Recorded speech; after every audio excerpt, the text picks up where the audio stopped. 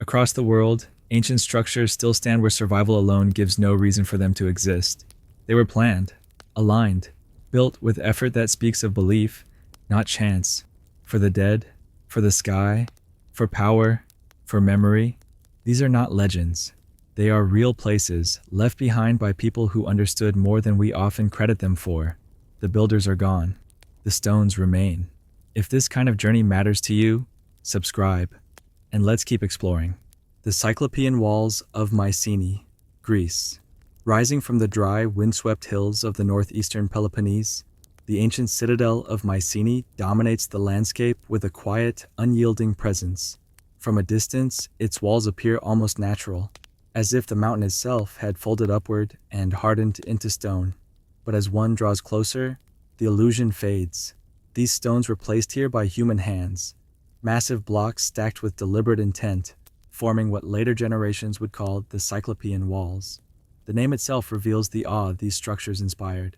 Classical Greeks, encountering the ruins centuries after Mycenae had fallen silent, believed only the mythical Cyclopes could have moved stones of such size. Many blocks weigh several tons, some far more, fitted together without mortar, their irregular shapes interlocking with remarkable stability. Even today, standing at the base of these walls, it is difficult to reconcile their scale with the tools believed to have been available more than 3,000 years ago. Mycenae flourished during the late Bronze Age, roughly between 1600 and 1100 BCE, as one of the most powerful centers of the Mycenaean civilization. Archaeological evidence suggests it was a hub of trade, warfare, and political authority, connected to a wider Mediterranean world that included Crete, Anatolia, and Egypt. The walls were not merely defensive barriers. They were statements of power, permanence, and control, announcing dominance to anyone approaching the citadel. The most iconic entrance, the Lion Gate, reinforces this impression. Two confronting lions carved in relief stand above the doorway, their bodies rigid, their heads once crowned with metal attachments now lost to time. The symbolism is unmistakable. This was a place of rulers, a fortified seat of authority where power was meant to be seen as well as enforced. Yet the gate also raises questions. Why invest such effort in symbolic imagery on a structure built primarily for defense? What messages were these stones meant to convey to allies, rivals, or subjects? From an engineering perspective, the walls remain deeply puzzling. The terrain is uneven, the stones enormous, and the construction astonishingly precise given their irregular forms. Unlike later Greek architecture, which favored symmetry and refined geometry, the Cyclopean masonry appears almost organic. Each block is shaped to fit its neighbors, creating a structure that has withstood earthquakes, erosion, and millennia of neglect. Some researchers argue this technique was intentionally designed to absorb seismic stress, a practical response to a geologically active region. Others suggest the form reflects inherited building traditions whose origins are still poorly understood. How these stones were quarried, transported, and lifted into place remains uncertain. There is no direct evidence of ramps, cranes, or mechanical systems capable of handling such weights at this scale. Theories range from sledges and rollers to complex labor coordination, involving hundreds of workers, yet even the most plausible explanations leave gaps. The effort required would have demanded not only physical strength, but advanced planning, leadership, and social organization. Within the walls lay a complex world. Palatial structures, storerooms, workshops, and grave circles suggest a society stratified by status and wealth. Gold masks, weapons, and finely crafted objects discovered here point to an elite class with access to extraordinary resources. But the walls themselves enclose more than material wealth. They encircle an ideology, one that placed security, authority, and continuity above all else. Equally mysterious is the timing of their construction. The fortifications were expanded and reinforced over generations, particularly during periods of increasing instability across the eastern Mediterranean. Was this a response to external threats, internal unrest, or a broader collapse unfolding beyond Mycenae's horizon? And if fear drove their construction, why do the walls project such confidence rather than desperation? By the end of the Bronze Age, Mycenae was abandoned. Fire, conflict, or economic collapse may have played a role, but no single explanation fully accounts for its fall. What remains are the walls, silent and unmoving, long after the kings, warriors, and builders have vanished. They do not explain themselves. They endure. Walking along their base today, one senses that these stones were never meant to speak. They were meant to last. And in doing so, they leave us with questions that refuse easy answers. How much knowledge has been lost between their construction and our attempts to understand them? And how many assumptions about ancient societies crumble when confronted by walls that still stand, defying both time and explanation? The Cyclopean walls of Mycenae mark the beginning of our journey, not as relics of myth, but as evidence that the ancient world possessed capabilities we are only beginning to fully appreciate. What they guarded may be gone, but what they represent remains firmly in place, waiting to be considered, studied, and quietly questioned. Dún Angasa, Ireland. At the far western edge of Europe, where land yields abruptly to the Atlantic, the island of Inismore rises from the sea like a slab of ancient limestone carved by wind and salt. Here, balanced at the very brink of towering cliffs, stands Dún Angasa. There are no gentle approaches to this place, no gradual ascents or welcoming paths. The fort announces itself only at the last moment, when the ground drops away and the ocean opens beneath it, vast and indifferent. From above, Dún Angasa reveals its most striking feature, a series of massive stone walls arranged in sweeping, semicircular arcs. They enclose the cliff edge like a frozen wave of stone, carefully shaped, meticulously placed. The sea-facing side remains completely open, protected not by walls, but by a sheer drop of more than 100 meters. It is a design choice as bold as it is unsettling, and one that immediately raises questions about purpose, intent, and belief. Archaeological evidence suggests that Dún Angasa was constructed and modified over several centuries, beginning as early as 1100 BCE during the Late Bronze Age, and continuing into the Iron Age. Excavations have revealed hearths, animal bones, pottery fragments, and traces of metalworking, indicating that people lived and worked here for generations. Yet the fort does not resemble a typical settlement.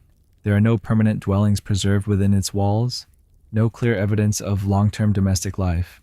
Instead, the site feels deliberate, ceremonial, and restrained. The walls themselves are formidable. Built from locally quarried limestone, some sections rise more than 5 meters high and span several meters in thickness. The stones are stacked without mortar, relying on weight, balance, and careful placement. In places, the walls curve gracefully, their arcs echoing the natural contours of the cliff. This harmony between architecture and landscape suggests builders who were not imposing their will on the environment, but working in deliberate dialogue with it.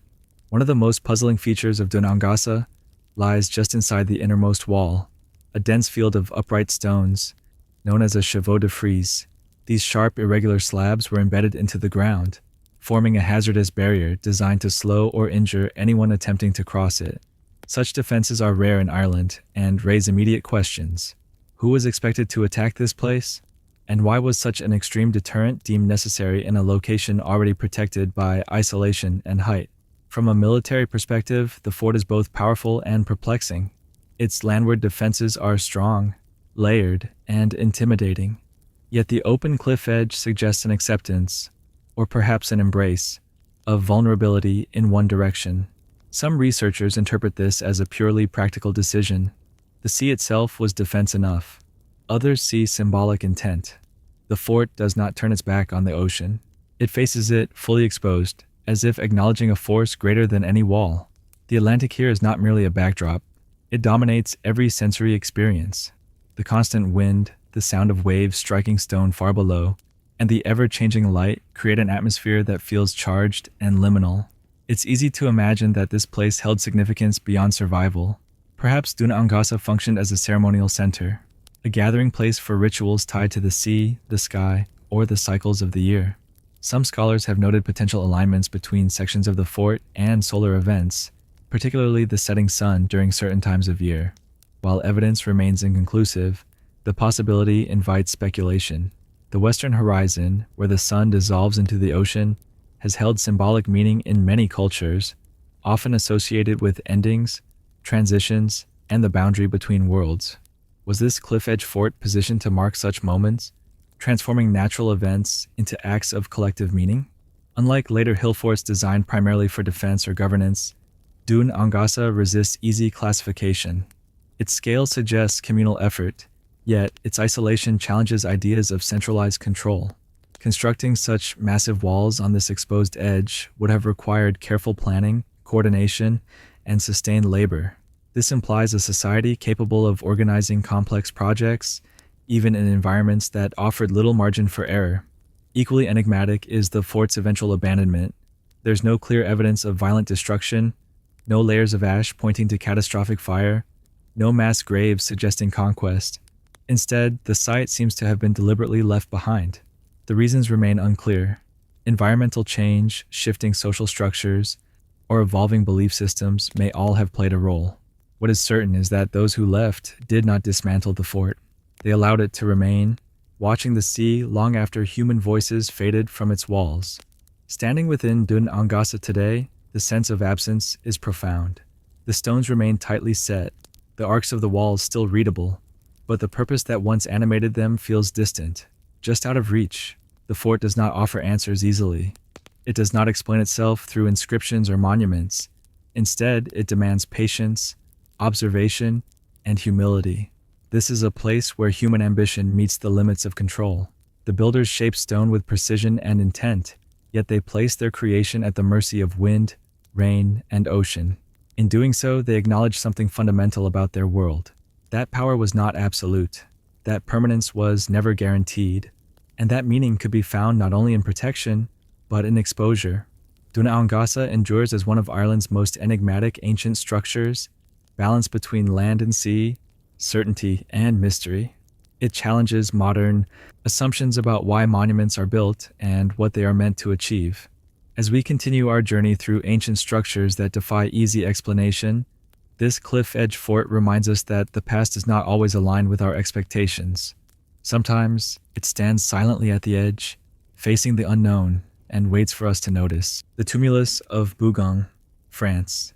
In the quiet countryside of western France, where fields roll gently beneath wide open skies, a series of low earthen mounds rise almost unnoticed from the landscape. There are no towering walls here, no dramatic cliffs or monumental gateways. And yet, beneath these modest forms lies one of the most ambitious and perplexing construction projects of prehistoric Europe. This is the tumulus of Bougon, a complex of stone-built tombs dating back more than 6,000 years. At first glance, the Bougon tumuli appear simple, rounded mounds of earth and stone weathered by centuries of rain, wind, and cultivation. But excavation reveals a far more intricate reality. Beneath the soil are carefully constructed burial chambers, made from massive limestone slabs, some weighing several tons. These stones were quarried, transported, and assembled with deliberate precision during the Neolithic period, long before the use of metal tools or the wheel in this region. Archaeological dating places the earliest structures at Bougon around 45 to 700 BCE, making them older than the pyramids of Egypt and the great stone circles of Britain.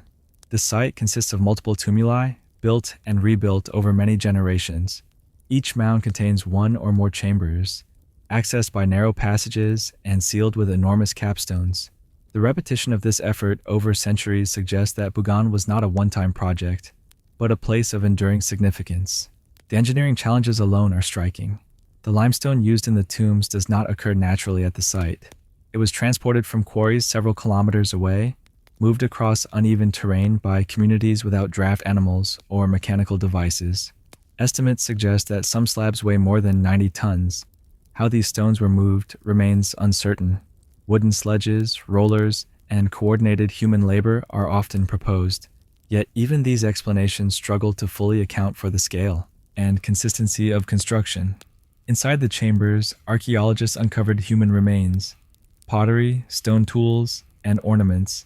These were not hurried burials. Bodies were placed carefully, often accompanied by grave goods, indicating ritualized practices and shared beliefs surrounding death. Some chambers were reopened repeatedly, suggesting collective or ancestral burial traditions rather than individual graves. The dead were not removed from daily life. They were incorporated into it, becoming part of a long-term relationship between the living and those who came before. What is perhaps most striking is the level of planning implied by the site as a whole. The tumuli are not randomly placed. Their positions, orientations, and construction methods suggest an overarching design that persisted across centuries. This continuity raises profound questions. How was knowledge transmitted over such long spans of time? What social structures ensured that these building traditions were preserved, respected, and repeated? The interiors of the chambers also reveal careful attention to form and space. Walls were fitted tightly, floors leveled, and roofs sealed to create stable, enduring enclosures. These were not crude shelters for the dead. They were architectural spaces designed to last. In some chambers, traces of red ochre were found, hinting at symbolic practices whose meanings are now lost.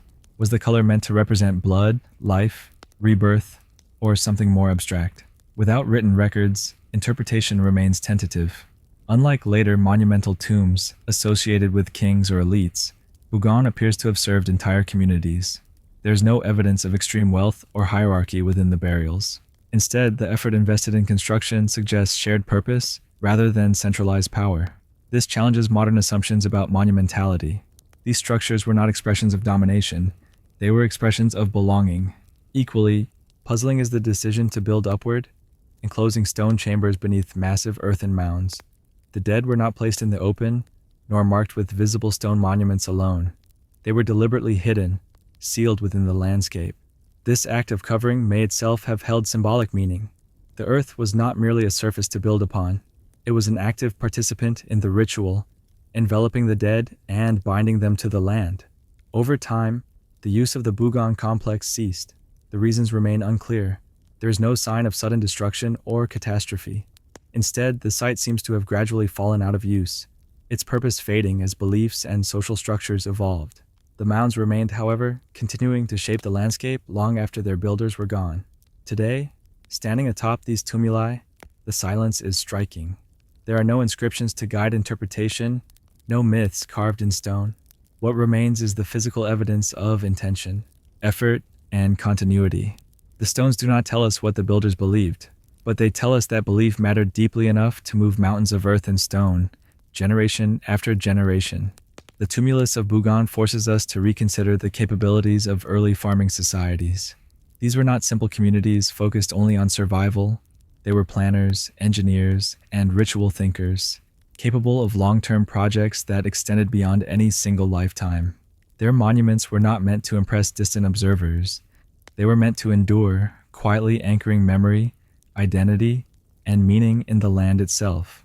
As we continue our journey through ancient structures that resist easy explanation, Bougon stands as a reminder that some of humanity's earliest achievements are also among its most subtle. Beneath unassuming mounds lie questions that remain unanswered, not because they were insignificant, but because they were woven into a worldview that time has gently but firmly carried away. The dolmen clusters of Corsica, France. Across the rugged interior of the Mediterranean island of Corsica, stone structures emerge quietly from scrubland, forests, and highland valleys. They do not dominate the horizon, nor do they announce themselves with monumental scale. Instead, they sit low to the ground, composed of upright slabs and heavy capstones, arranged with deliberate simplicity. These are the dolmens of Corsica, among the island's oldest surviving architectural forms, and part of a wider prehistoric tradition that still resists full explanation. Corsica's dolmens are scattered rather than centralized. Unlike single monumental tombs or carefully bounded ceremonial complexes, they appear in clusters, sometimes only a few structures apart, sometimes spread across wide tracts of land. This distribution immediately raises questions. Why were these locations chosen? What connected one dolmen to another across hills and valleys?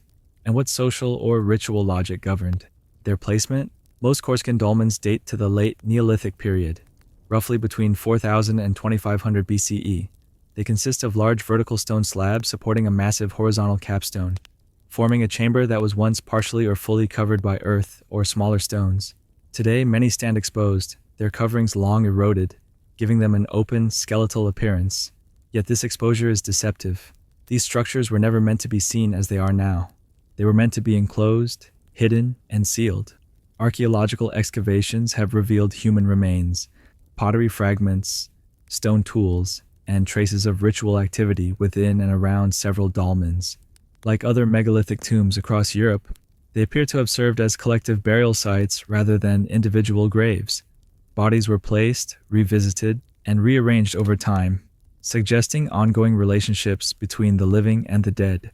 These were not places of finality, but of continuity. What remains uncertain is how these clusters functioned as a system. The dolmens are similar in form, yet rarely identical. Some chambers are larger, others more confined. Some are oriented toward open landscapes, others toward mountains or valleys. This variation suggests flexibility rather than rigid standardization. The builders followed shared principles, but allowed local geography, tradition, and meaning to shape each structure. The engineering behind these dolmens is modest in appearance, yet significant in effort. The stones used are large, heavy, and locally sourced. Transporting them would have required coordinated labor and planning, even if distances were relatively short. Without metal tools, wheeled vehicles, or draft animals, these communities still managed to position stones weighing several tons with precision and stability. The simplicity of the form conceals the complexity of the process. Corsica's isolation adds another layer of intrigue. As an island, it required seafaring, knowledge to settle and sustain. This raises the possibility that the dolmen building tradition arrived not in isolation, but as part of wider cultural networks spanning the Western Mediterranean. Similar structures appear in mainland France, Sardinia, and the Iberian Peninsula. Were Corsica's dolmens an expression of shared belief systems carried across water, or did they emerge independently, shaped by similar needs and constraints? Equally puzzling is the apparent lack of associated permanent settlements near many dolmen clusters. While traces of Neolithic habitation exist on the island, the dolmens themselves often stand apart, removed from everyday domestic life. This separation suggests that these were not casual burial grounds, but spaces set aside for specific purposes. Places entered deliberately, perhaps infrequently, and with intention. Some researchers have noted possible alignments between certain dolmens and solar or seasonal events, though evidence remains fragmentary. In a landscape defined by shifting light, steep terrain, and dramatic horizons, orientation may have carried symbolic weight. Whether these alignments were intentional or coincidental remains open to debate. What is clear is that placement mattered. These stones were not set down at random. Over time, the use of Corsica's dolmens came to an end. As metalworking societies emerged and social structures evolved, new forms of burial and ritual replaced the old. The chambers were left sealed, then slowly uncovered by erosion and time. Unlike later monuments, they were not reused, rebuilt, or monumentalized. They were allowed to fade quietly into the landscape. Encountering a Corsican dolmen often feels accidental. There are no grand approaches or dramatic reveals. One comes upon them gradually, stones rising from the earth as if they had always been there. This subtlety is part of their power. They do not impose meaning. They suggest it. The dolmen clusters of Corsica challenge assumptions about early monument building. They show that significance does not require scale, and that shared belief can be expressed through repetition rather than grandeur.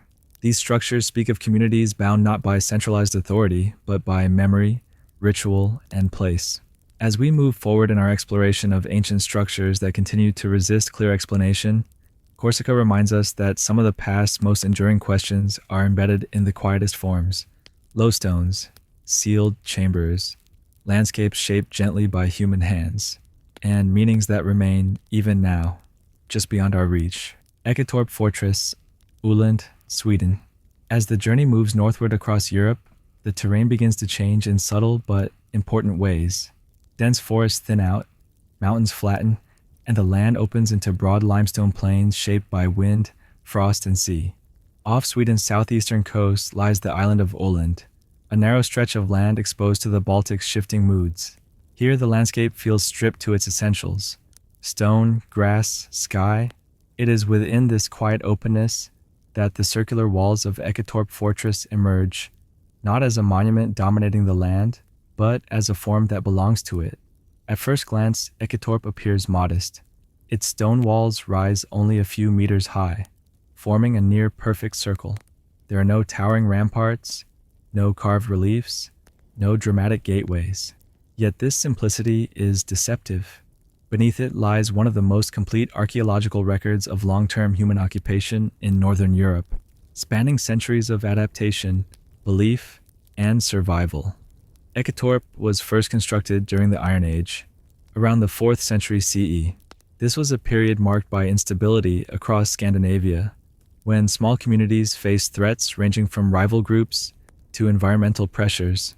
The earliest phase of the fortress appears to have functioned as a refuge, not a permanent town, but a place people could retreat to during times of danger. Its circular form was efficient, enclosing a defensible space using relatively little material, while offering clear sightlines across the surrounding plain. The walls were built from local limestone, stacked carefully without mortar. Each stone was selected and placed with attention to balance and weight. The result was a structure capable of withstanding centuries of harsh weather. The entrances were narrow and easily controlled, reinforcing the idea that access mattered. Who could enter, when, and under what conditions were questions built directly into the architecture. For time, however, Eketorp changed. Archaeological layers reveal that what began as a temporary refuge gradually became a permanent settlement.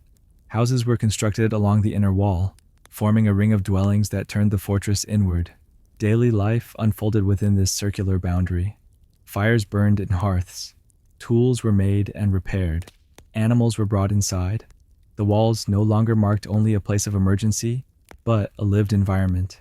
Excavations have uncovered an extraordinary range of everyday objects. Cooking vessels, iron tools, weaving equipment, and animal bones paint a picture of a self-sufficient community. These were not elite rulers or distant authorities. They were ordinary people adapting to a demanding landscape, using stone and space to create stability in an uncertain world. Yet, Eketorp was not only practical. Alongside the evidence of daily life are signs that something deeper was taking place. Near entrances and along sections of the wall, archaeologists discovered clusters of animal skulls and bones, often arranged deliberately. Horses, cattle, sheep, and pigs appear repeatedly. These were not random remains or refuse. Their placement suggests intention. The meaning of these deposits remains debated. Some researchers interpret them as ritual offerings, intended to protect the settlement or mark transitions between inside and outside. Others suggest they were expressions of belief tied to fertility, protection, or social identity. What is clear is that Eketorp's walls were not merely defensive. They were symbolic boundaries, separating one kind of space from another. This blending of the practical and the symbolic is a recurring theme throughout the site's history. The circular form itself may have held meaning beyond efficiency. Circles appear frequently in prehistoric architecture, often associated with ideas of unity, continuity, and order. At Eketorp, the circle enclosed not only people and structures, but shared routines, memories, and beliefs. What makes Eketorp especially remarkable is its continuity. Many fortified sites across Europe show brief periods of use followed by abandonment. Eketorp does not. It was rebuilt, reused, and reinterpreted over centuries. Even as political structures shifted and technologies evolved, people returned to this same ring of stone. Later phases of the fortress show changes in construction techniques and internal layout, reflecting broader transformations in Scandinavian society. Trade networks expanded. Ironworking became more sophisticated. Social organization grew more complex. And yet, the fundamental shape of Eketorp remained. The circle endured. This persistence raises important questions. Why did this place remain significant for so long? What did it represent to those who lived here? Was it valued for its strategic location, its symbolic power, or its role as a communal anchor in a changing world? Unlike royal centers or ceremonial monuments, Eketorp offers no inscriptions or grand narratives. Its story is written in layers of soil and stone. Each rebuilding phase adds another chapter, not replacing what came before, but resting on it. This accumulation suggests a strong sense of continuity, where the past was not erased, but incorporated. Eventually, Eketorp entered a final phase of use during the early medieval period. By this time, Scandinavia was undergoing profound transformation. New political systems emerged. Christianity spread. Settlement patterns shifted away from enclosed forts toward open villages and farms. Eketorp's walls, once central to survival and identity, became less relevant. The fortress was abandoned without signs of violent destruction. There's no evidence of a final siege or catastrophic collapse. Instead, the site appears to have been left gradually, its role fulfilled. The stones remained, exposed once more to wind and weather, holding the memory of centuries within their circle. What Eketorp reveals is not a story of mystery in the sense of lost technology or unexplained engineering. Its significance lies elsewhere. It shows how architecture can evolve alongside belief, how a single form can absorb new meanings without losing its original purpose. It demonstrates that monumentality is not always about scale. Sometimes it is about persistence. Standing within the walls, the space feels contained but open. The sky dominates the view, just as it must have centuries ago. The circle draws attention inward, encouraging awareness of boundaries and belonging. It's easy to imagine how this form shapes social life, reinforcing ideas of community, protection, and shared responsibility. Ekatorp reminds us that ancient structures are not only records of what people built, but of how they lived and thought. In its stones are decisions repeated across generations, choices that balance safety with symbolism, necessity with belief. It is a quiet site, but not a simple one. Dolmen de Bagneux, France. The harsh plains and fortified rings of the north give way to fertile valleys shaped by rivers, agriculture, and long human presence. Near the modern town of Saumur in western France, a long, low stone structure rests quietly among fields and roads. It does not rise dramatically. It does not dominate its surroundings. Yet it represents one of the most ambitious megalithic constructions in Europe. This is the Dolmen de Bagneux. At first glance, Dolmen de Bagneux appears almost understated. A massive stone roof supported by upright slabs forms an elongated chamber, partially enclosed and partially exposed. There are no towering earthworks, no surrounding circles, no monumental facades. And yet, this dolmen is extraordinary in scale. Stretching more than 23 meters in length, it is considered one of the largest dolmens ever built. Its size alone challenges assumptions about what Neolithic communities were capable of organizing and sustaining. Archaeological evidence places the construction of Dolmen de Bagneux around 4000 BCE, during the Neolithic period. This was a time when farming societies were becoming more settled, shaping landscapes through agriculture while also investing immense effort into ritual and burial architecture. The dolmen was not built quickly. Its construction would have required long-term planning, coordination, and shared purpose across generations. The structure consists of a series of upright limestone slabs supporting enormous capstones, some weighing tens of tons. These stones were quarried locally, but even short-distance transport would have posed significant challenges. Without metal tools, wheels, or draft animals, Neolithic builders relied on human labor, wooden sledges, rollers, ropes, and leverage. Each stone had to be moved, raised, and positioned with care. A single mistake could have meant collapse or injury. The precision visible in the final structure suggests not trial and error, but accumulated knowledge. Unlike smaller dolmens designed as simple burial chambers, Dolmen de Bagneux resembles a stone hall. Its length and internal space suggest that it may have accommodated repeated ceremonies, gatherings, or ritual processions. Archaeologists have debated whether the chamber was entered multiple times over centuries or sealed after specific phases of use. What is clear is that this was not a grave meant for a single individual. It was built for collective memory. Excavations uncovered human remains, pottery fragments, and stone tools, though much of the original burial material was disturbed or removed in antiquity. This loss complicates interpretation, but the architectural intent remains readable. The chamber was designed to endure. Thick capstones provided stability and protection, while the upright supports created a controlled interior space. Originally, the structure would likely have been covered by an earthen mound, concealing the stone architecture beneath soil and vegetation. This active covering is significant. Like other Neolithic tombs, Dolmen de Bagneux was not meant to display the dead. It was meant to contain them. The monument's visibility today is the result of erosion and later human activity, not original design. In its intended form, the dolmen would have appeared as a long, low rise in the landscape, its stone heart hidden from view. The scale of the dolmen raises questions about social organization. Coordinating such a project would have required leadership, cooperation, and shared belief strong enough to justify the immense labor involved. Yet there is no evidence of elite burials or displays of personal wealth within the structure. This suggests that monumentality here was not about power in the modern sense, but about continuity and collective identity. The elongated form of the chamber also invites interpretation. Unlike circular or square tombs, the long shape may have guided movement, perhaps directing participants through ritual acts tied to life, death, and ancestry. The interior space could have shaped sound, light, and experience, reinforcing a sense of transition. These effects are difficult to reconstruct, but they hint at an architecture designed not only to house remains, but to influence perception. Over time, the dolmen fell out of use. As societies changed and new burial practices emerged, the chamber was abandoned. Later periods saw the structure repurposed or incorporated into surrounding development.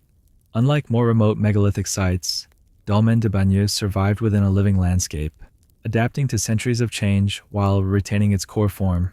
Standing inside the chamber, the scale becomes immediately apparent.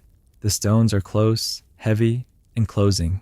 Light enters unevenly, casting shadows that shift with the day. The experience is not dramatic, but it is deliberate. The space encourages stillness. It compresses sound. It draws attention inward. What dolmen de Bagneux ultimately represents is not mystery in the sense of the unknown, but intention. It shows that early farming communities invested deeply in memory, ancestry, and ritual space. They built not for visibility or conquest, but for endurance. Their monuments were meant to last, quietly anchoring meaning in the land. The Broch of Mousa, Scotland. From the rolling farmlands of Western Europe, the journey now turns north again, toward a harsher edge of the continent where land fragments into islands and the sea becomes a constant presence. Off the eastern coast of Scotland, in the Shetland archipelago, a small windswept island holds one of the most extraordinary stone structures of the Iron Age. Rising alone from the low grass and rock stands the Broch of Mousa, a dry stone tower unlike anything else in prehistoric Europe. At first sight, Mousa feels improbable. The tower rises more than 13 meters high, its circular stone walls tapering upward with quiet confidence. There are no buttresses, no mortar, no visible reinforcements. And yet, this structure has stood intact for nearly 2,000 years. It is the tallest and best preserved broch ever discovered, and its survival immediately challenges assumptions about the limits of Iron Age engineering. Brochs are found only in Scotland, concentrated primarily in the northern mainland and islands. They date roughly from the 1st centuries BCE to the early centuries CE. While more than 500 Broch sites are known, most survive only as ruins. Mousa is different. Here the walls remain nearly complete, enclosing an interior space that still communicates the ambition of its builders. The construction technique is deceptively simple. 2 concentric stone walls rise together, creating a hollow cavity between them. Inside this space, a spiraling staircase climbs upward, built entirely within the thickness of the wall.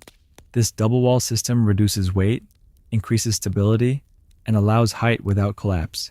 It is an elegant solution, executed with precision using nothing more than stone, gravity, and accumulated knowledge. The stones themselves were sourced locally, shaped minimally, and stacked with remarkable care. Each course leans slightly inward, distributing weight toward the center. Over time, this creates a structure that tightens rather than loosens. Earthquakes, storms, and centuries of Atlantic wind have tested this design, and it has endured. Yet despite its engineering sophistication, the purpose of Mousa remains uncertain. Scholars have debated this question for generations. Was it a defensive tower, a stronghold against attack, a residence for an elite family, a symbol of power and status, or something more complex combining several roles at once? The entrance offers clues, but no definitive answers. It is narrow and low, easily controlled, suggesting concern with access and protection. Inside, the space opens into a tall, echoing chamber. Ledges and galleries line the interior walls, possibly supporting wooden floors or platforms. These would have created multiple levels, transforming the tower into a vertical living space. Evidence of domestic life has been found nearby. Hearths, animal bones, and tools suggest that people lived in and around the broch, but the tower itself may not have been continuously occupied. Instead, it may have functioned as a place of refuge, authority, or seasonal use, activated during periods of tension or gathering. Mousa's isolation deepens the mystery. The island is small, exposed, and remote, even by Shetland standards. Building such a massive structure here would have required deliberate choice. Why construct one of the most ambitious stone towers of the Iron Age on such a marginal piece of land? The answer may lie in visibility. From the sea, Mousa is unmistakable. The tower would have been seen by anyone approaching the island, a vertical marker rising from a low horizon. In this sense, the broch may have functioned as a statement, not merely of defense, but of presence. It declared occupation, control, and identity in a landscape where resources were limited and competition was real. Height mattered here, not for dominance over land, but for recognition across water. Historical sources add another layer of intrigue. Roman authors mention Brochs, describing tall stone towers in the far north that impressed even those familiar with Mediterranean architecture. Later Norse sagas refer to Mausa specifically, describing it as a place of refuge in conflict centuries after its construction. This continuity of memory suggests that the tower remained meaningful long after its original builders were gone. What is absent at Mausa is just as important as what remains. There are no inscriptions, no carved symbols, no explicit markers of rank or ritual. Meaning here was expressed through form rather than decoration. The tower's power lies in its mass, its height, and its improbable survival. The labor required to build Mausa would have been immense. Stones had to be gathered, transported, lifted, and placed with precision. This was not the work of a single family acting alone. It implies a coordinated community effort, guided by skilled builders and supported by shared purpose. Whether that purpose was defense, prestige, or tradition remains unresolved. Standing inside the Broch today, the experience is striking. The walls curve inward, drawing the eye upward toward a circle of sky. Sound behaves differently here, softened and contained. The staircase, still climbable, reveals how the builders imagined movement through space, contained within stone yet rising toward light. Mausa does not feel like a ruin. It feels finished. This completeness forces a reconsideration of Iron Age societies often described as simple or peripheral. The Broch demonstrates architectural knowledge that was locally developed, refined, and confidently applied. It was not borrowed from Rome or the Mediterranean. It belongs entirely to this northern world.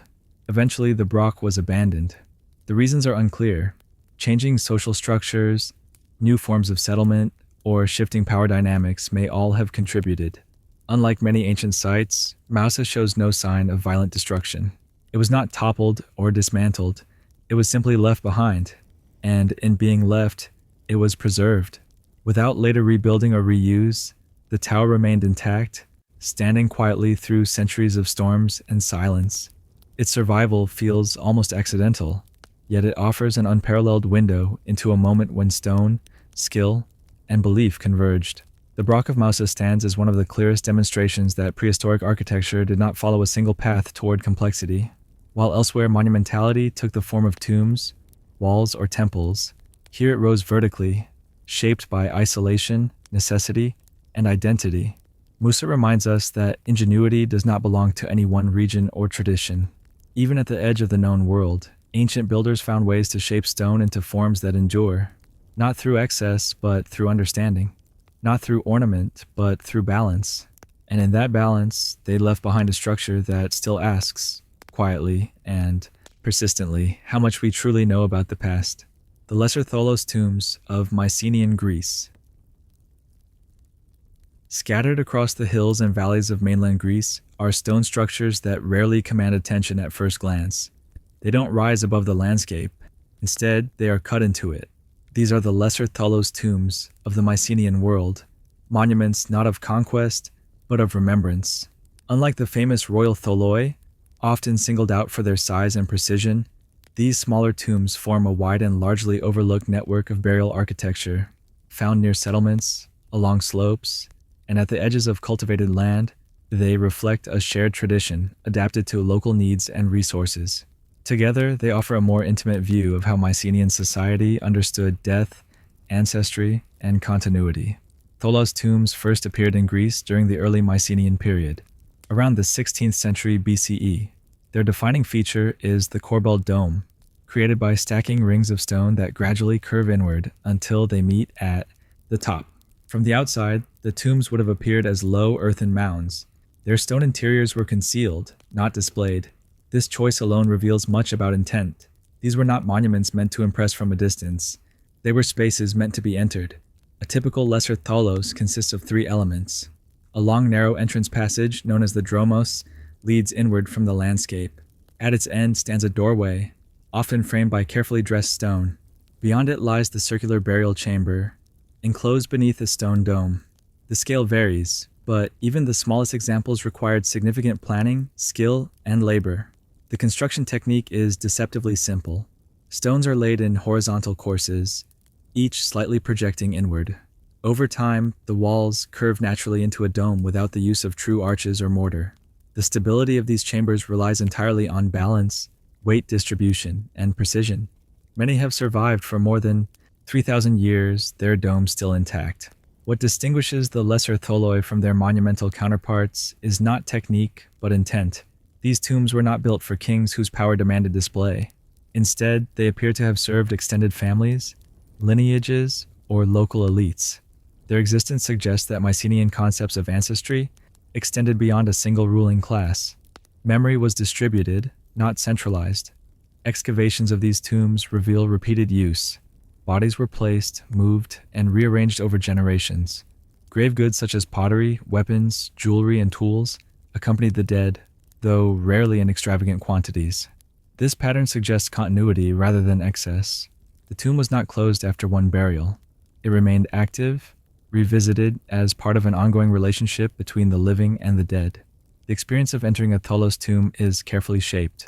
The long approach through the dromos narrows perspective and isolates sound. Light fades gradually. Upon crossing the threshold, the space opens suddenly into a circular chamber, its stone walls curving upward toward darkness. The effect is deliberate. Movement, transition, and enclosure work together to create a sense of separation from the outside world. These architectural choices hint at ritual. Death wasn't treated as an abrupt end, but as a passage. The tomb marked a boundary between realms, reinforced through physical movement and spatial design. The repetition of this form across the Mycenaean landscape suggests shared beliefs about what that transition meant. The placement of the tombs also matters. Many are positioned with views toward valleys, coastlines, or routes of travel. Others are oriented toward the rising or setting sun. While definitive astronomical alignment remains debated, it is clear that location was chosen carefully. The dead were not hidden at random. They were placed within a meaningful geography, unlike later Greek burial practices, which favored individual graves and public markers. The Mycenaean tholos emphasizes enclosure and return. The mound covering the tomb blended it into the land, while the stone chamber endured beneath. The ancestors became part of the landscape itself, present but unseen. Over time, the use of tholos tombs declined. By the late Mycenaean period, burial practices shifted toward chamber tombs cut directly into rock. Social structures changed, and with them, expressions of identity and memory. The lesser tholoi were abandoned, sealed, and gradually forgotten, their entrances filled with soil, their domes weighted in darkness. When rediscovered in modern times, many were already disturbed. Ancient looting removed much of the original burial material, leaving behind architectural evidence rather than complete ritual records. Yet the architecture alone speaks volumes. These were not experimental structures. They represent a mature tradition, refined through repetition. What the lesser tholos tombs reveal is a quieter side of Mycenaean society. Beyond the citadels and walls lay communities deeply invested in ancestry and continuity. They built not to dominate the living world, but to anchor memory across generations. Their monuments were hidden, not elevated. Their permanence lay beneath the surface. Standing inside one of these chambers today, the outside world disappears. The stone absorbs sound. The air feels still. The dome presses inward, not threatening, but enclosing. It's easy to understand how such spaces shaped belief. Architecture here was not symbolic decoration. It was experience. The lesser tholos tombs challenged the idea that complexity in the ancient world was reserved for rulers alone. They show that skilled engineering, ritual planning, and long-term memory extended into local communities. These were people who understood stone, space, and time, and who invested that understanding in places meant to last beyond any single life. These tombs remind us that much of the ancient world exists beneath familiar narratives, not in famous monuments, but in repeated forms scattered quietly across the land. Hidden chambers, sealed passages, stones arranged not to be seen, but to endure.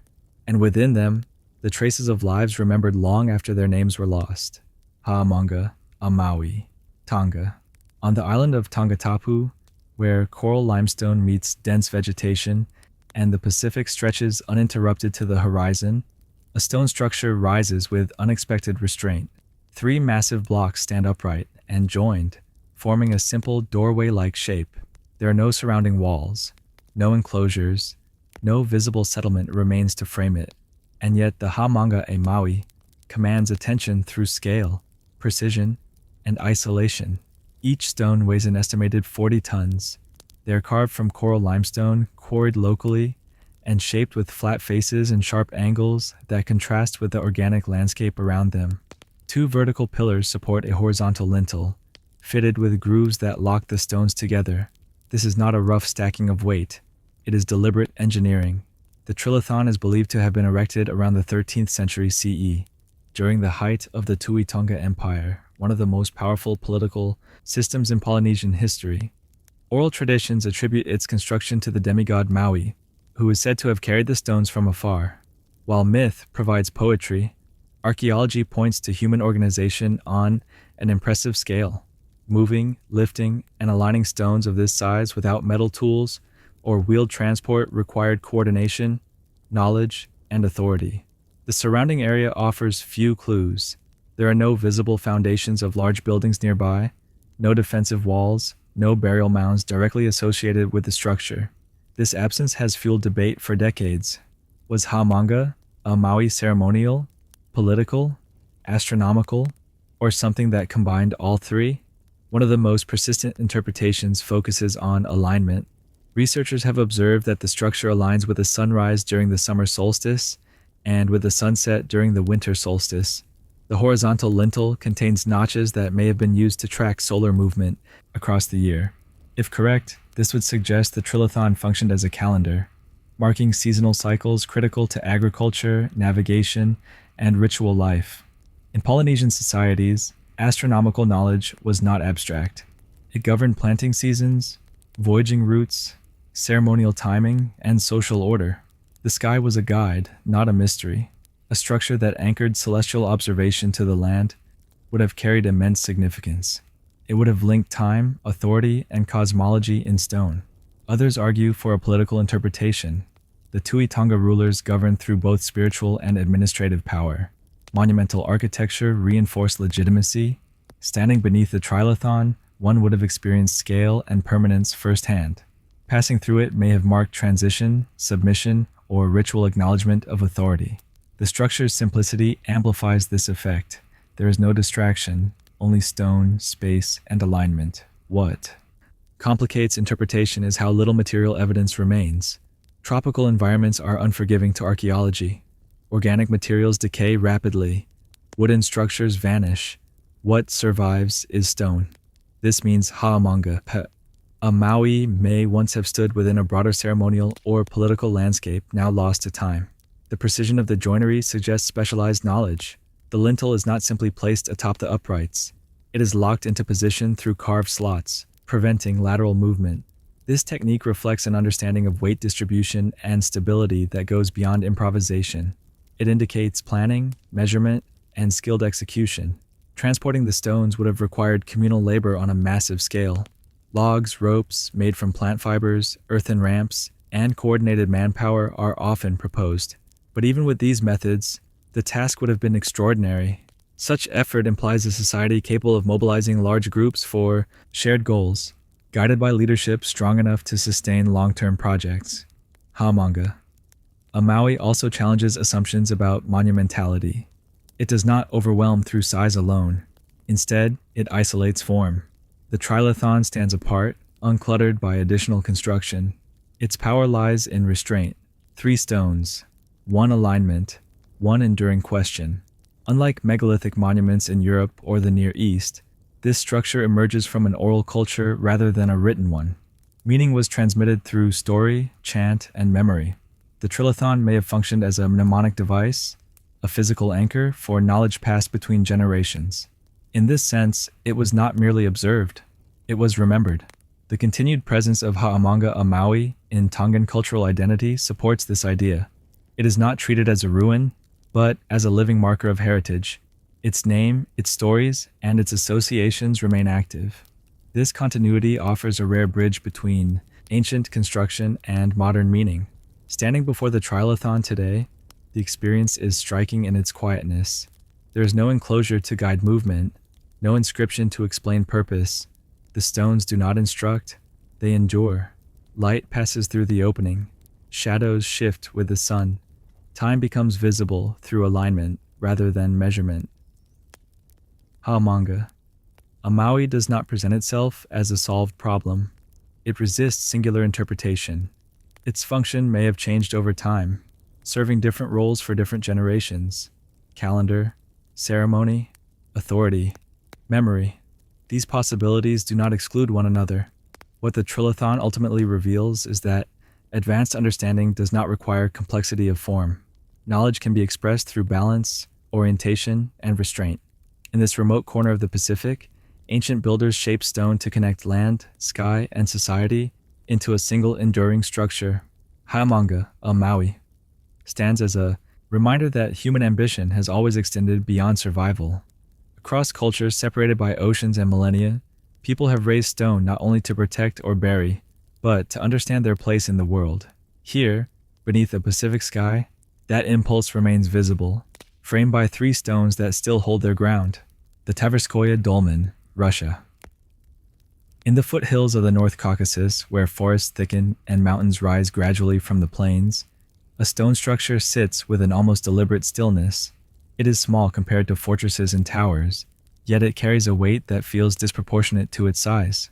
This is the Tverskoye Dolmen, part of a wider and deeply enigmatic tradition of megalithic construction spread across southern Russia. At first glance, the Tverskoye Dolmen appears simple. 4 stone walls form a tight rectangular chamber, capped by a heavy stone roof. One wall contains a carefully carved circular opening, sealed in antiquity by a fitted stone plug. There is no decoration, no inscription, no visible marker explaining its purpose, and yet this form is repeated hundreds of times across the Caucasus region, suggesting a shared idea powerful enough to persist for centuries. Most Caucasus dolmens date to the Bronze Age, roughly between 3000 and 2000 BCE. This places them in a period of increasing social complexity, expanding trade networks, and evolving belief systems. The builders were not isolated tribes improvising with stone. They belonged to organized communities capable of quarrying, shaping, transporting, and assembling multi-ton blocks with consistent design principles. The stones used at Tverskoye were carefully selected and worked. Their faces are flat, edges clean, joints tight. This precision is striking, especially given the absence of metal tools capable of fine stone cutting. The roof slab alone would have required coordinated lifting and exact placement. A mistake of even a few centimeters could have rendered the structure unstable. The circular opening carved into the front stone is one of the dolmen's most puzzling features. Its edges are smooth and symmetrical, suggesting careful shaping rather than functional necessity. Crawling through it would have been difficult, if not impossible, for an adult. This raises immediate questions. Was the opening symbolic rather than practical? Did it represent passage, breath, or communication between worlds rather than physical entry? Inside the chamber, space is limited. There's no room for gatherings or prolonged occupation. This was not a shelter or dwelling. Archaeological finds from similar dolmens include human remains, pottery, beads, and metal objects, indicating funerary use. Yet the architecture suggests something more controlled than simple burial. Bodies may have been placed, sealed, and left undisturbed, emphasizing separation rather than interaction. What makes the Caucasus dolmens distinct from those in Western Europe is their standardized form. While European dolmens vary widely in size, layout, and orientation, the Caucasus examples show remarkable consistency. Rectangular chambers, circular entrance ports, massive capstones.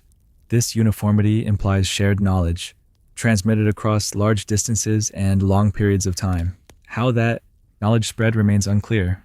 The region sits at a crossroads between Europe, the Near East, and Central Asia. Trade routes passed nearby.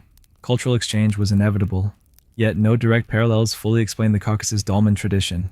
It appears to be a regional solution to a universal human concern: how to contain death, memory, and transition within stone. The placement of dolmens like Tverskoye adds another layer of mystery. Many are positioned on slopes, ridges, or near water sources. They are rarely hidden deep within settlements. Instead, they occupy liminal spaces, neither fully domestic nor completely remote. This suggests deliberate placement at boundaries, places where worlds might overlap. Some researchers have proposed that the circular openings served acoustic or ritual functions, sound passing through stone, breath moving between inside and outside, or offerings placed at the threshold may all have played roles in ceremonies now lost. Others suggest astronomical symbolism, though evidence remains speculative. What is certain is that the opening mattered enough to be carved with precision into solid stone. The effort required to build these structures indicates strong social motivation.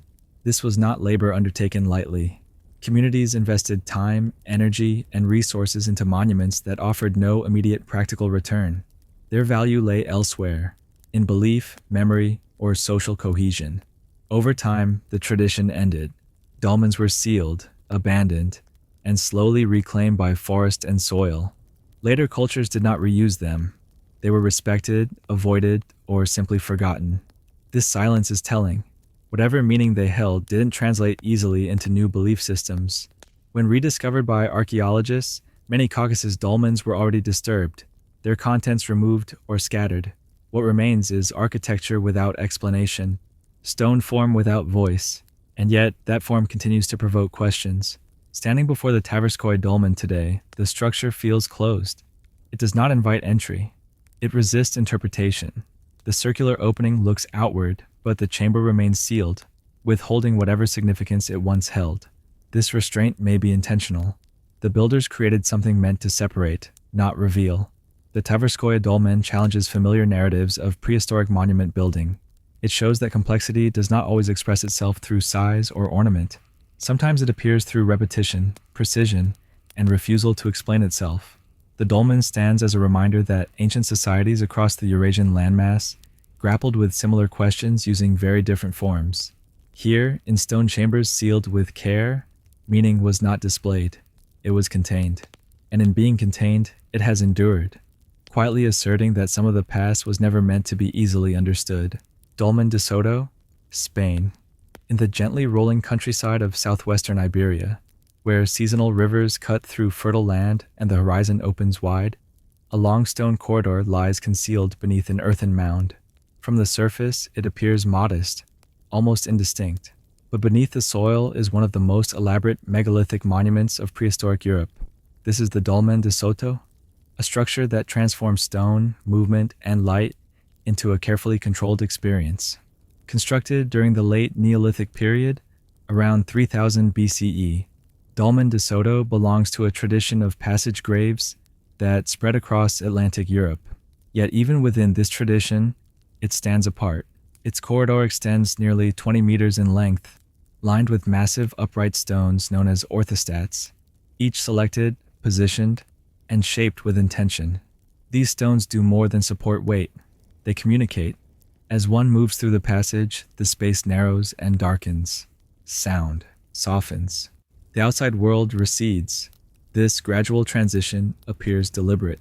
The dolmen wasn't designed to be entered casually. It guides the body and the senses inward, reinforcing the feeling of crossing a threshold.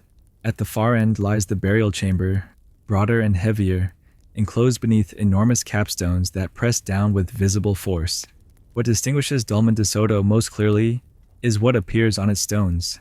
Many of the orthostats are engraved with symbols, lines, geometric patterns, and stylized human figures. These engravings are subtle, sometimes visible only when light strikes at the right angle. They don't form a clear narrative. Instead, they suggest a symbolic language whose grammar is now lost. The presence of carved imagery inside a tomb raises immediate questions. Why mark stones that would spend much of their existence in darkness? Who was meant to see these symbols? And when? One possibility is that they were revealed only during specific moments, perhaps aligned with ritual entry or seasonal light. Indeed, Dolmen de Soto shows strong evidence of solar alignment. The passage is oriented so that during the spring and autumn equinoxes, sunlight travels deep into the corridor, illuminating the inner chamber. For a brief moment, light reaches stones that otherwise remain in shadow. This phenomenon would have been predictable, repeatable, and rare. It suggests that the monument was calibrated not only to the land, but to the sky. In societies without written calendars, such alignments mattered deeply. They marked time, guided agricultural cycles, and structured ritual life. By embedding solar events into architecture, The builders transformed natural cycles into moments of shared meaning. Light became a participant in ceremony. Excavations at Dolmen de Soto uncovered human remains, stone tools, pottery, and offerings, indicating collective burial over extended periods. The tomb was not sealed after a single use. It was reopened, revisited, and maintained. This continuity suggests that the dead were not removed from community life. They remained present, anchored within a space that could be entered again and again.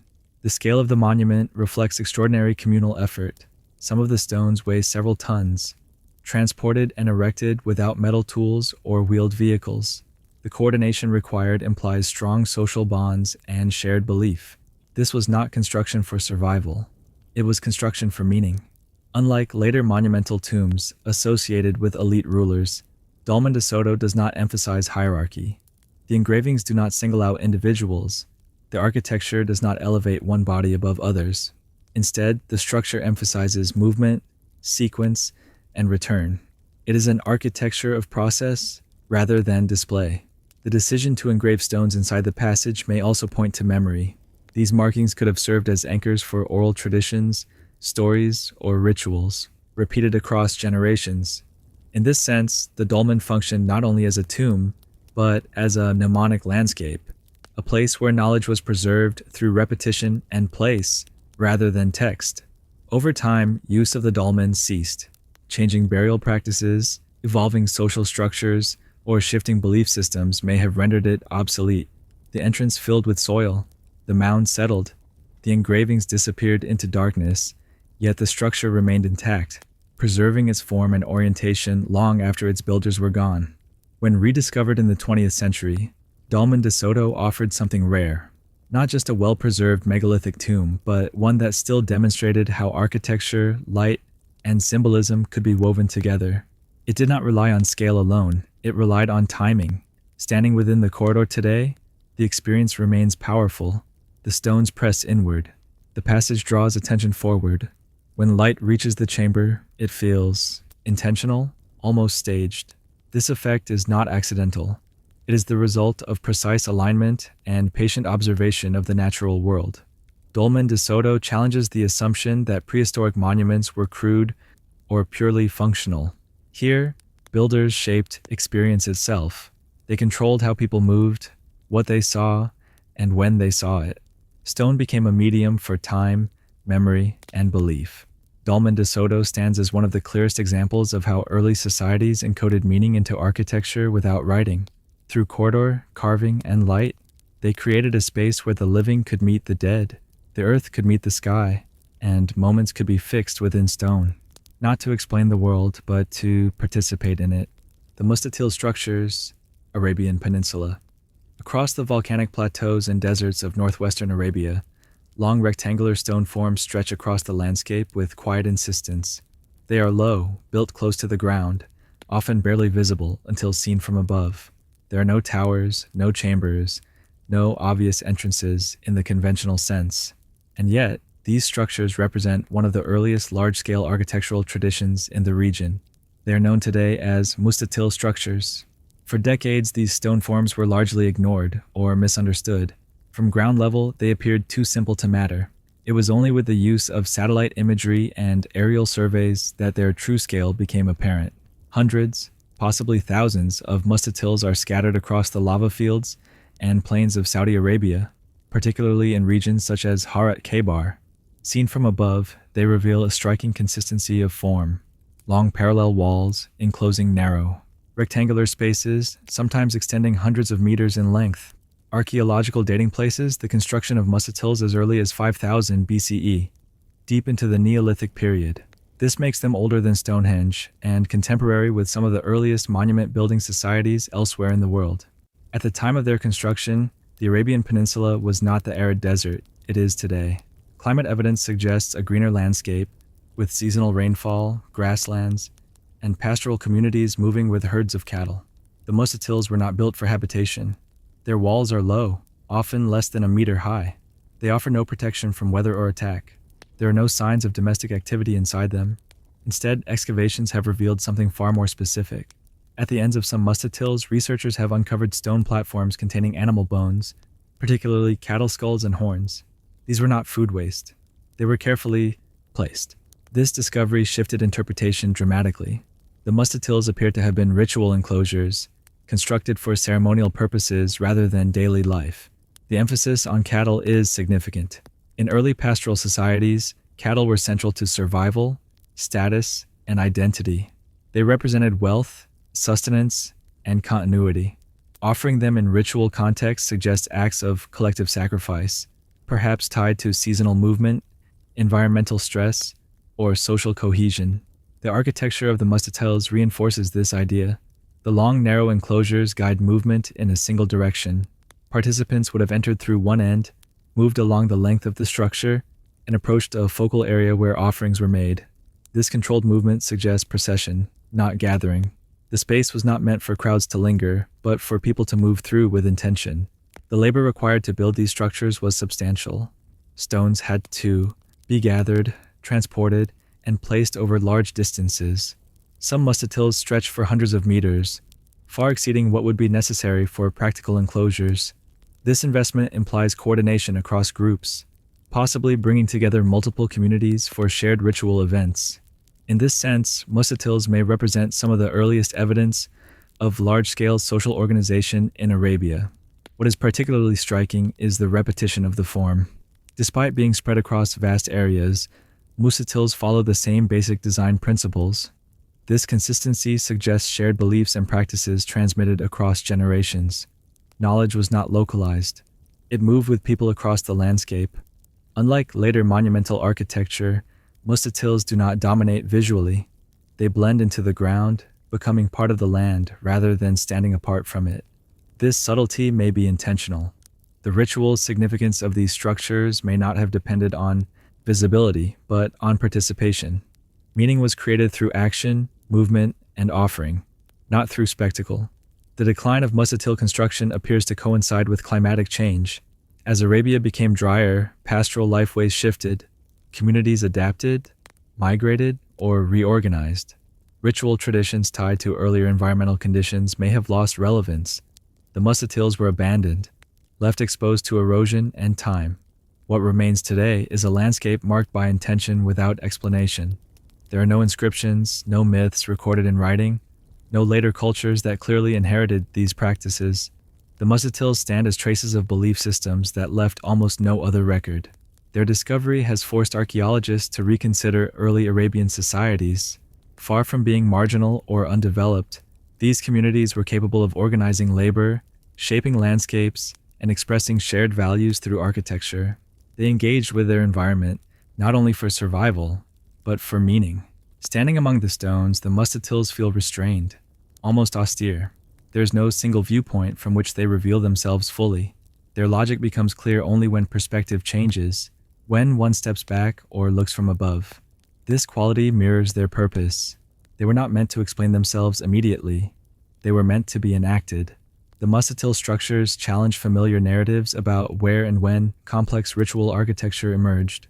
They show that monument building did not follow a single path outward from a few cultural centers. Instead, it arose independently, shaped by environment, economy, and belief. Here, in the deserts of Arabia, early pastoral communities invested in stone not to shelter the living or entomb the dead, but to structure collective action. Through long, quiet enclosures, they transformed landscape into ritual space and movement into meaning. What these structures ultimately represent is an early expression of shared identity. People who moved across wide territories found ways to anchor belief in place. They did so not by building upward, but by extending outward, marking the ground itself as sacred. The mustatils remain one of the most understated yet significant prehistoric architectural traditions known today. Their walls are low.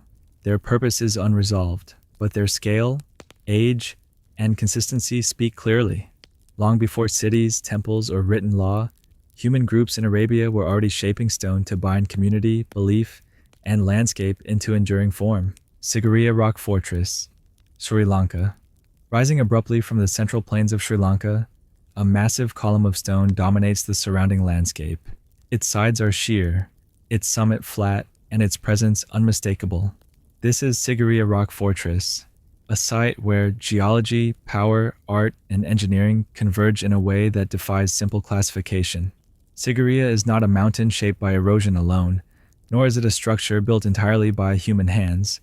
It is both, a natural rock formation transformed into one of the most ambitious architectural statements of the ancient world. From the ground, the rock appears almost inaccessible.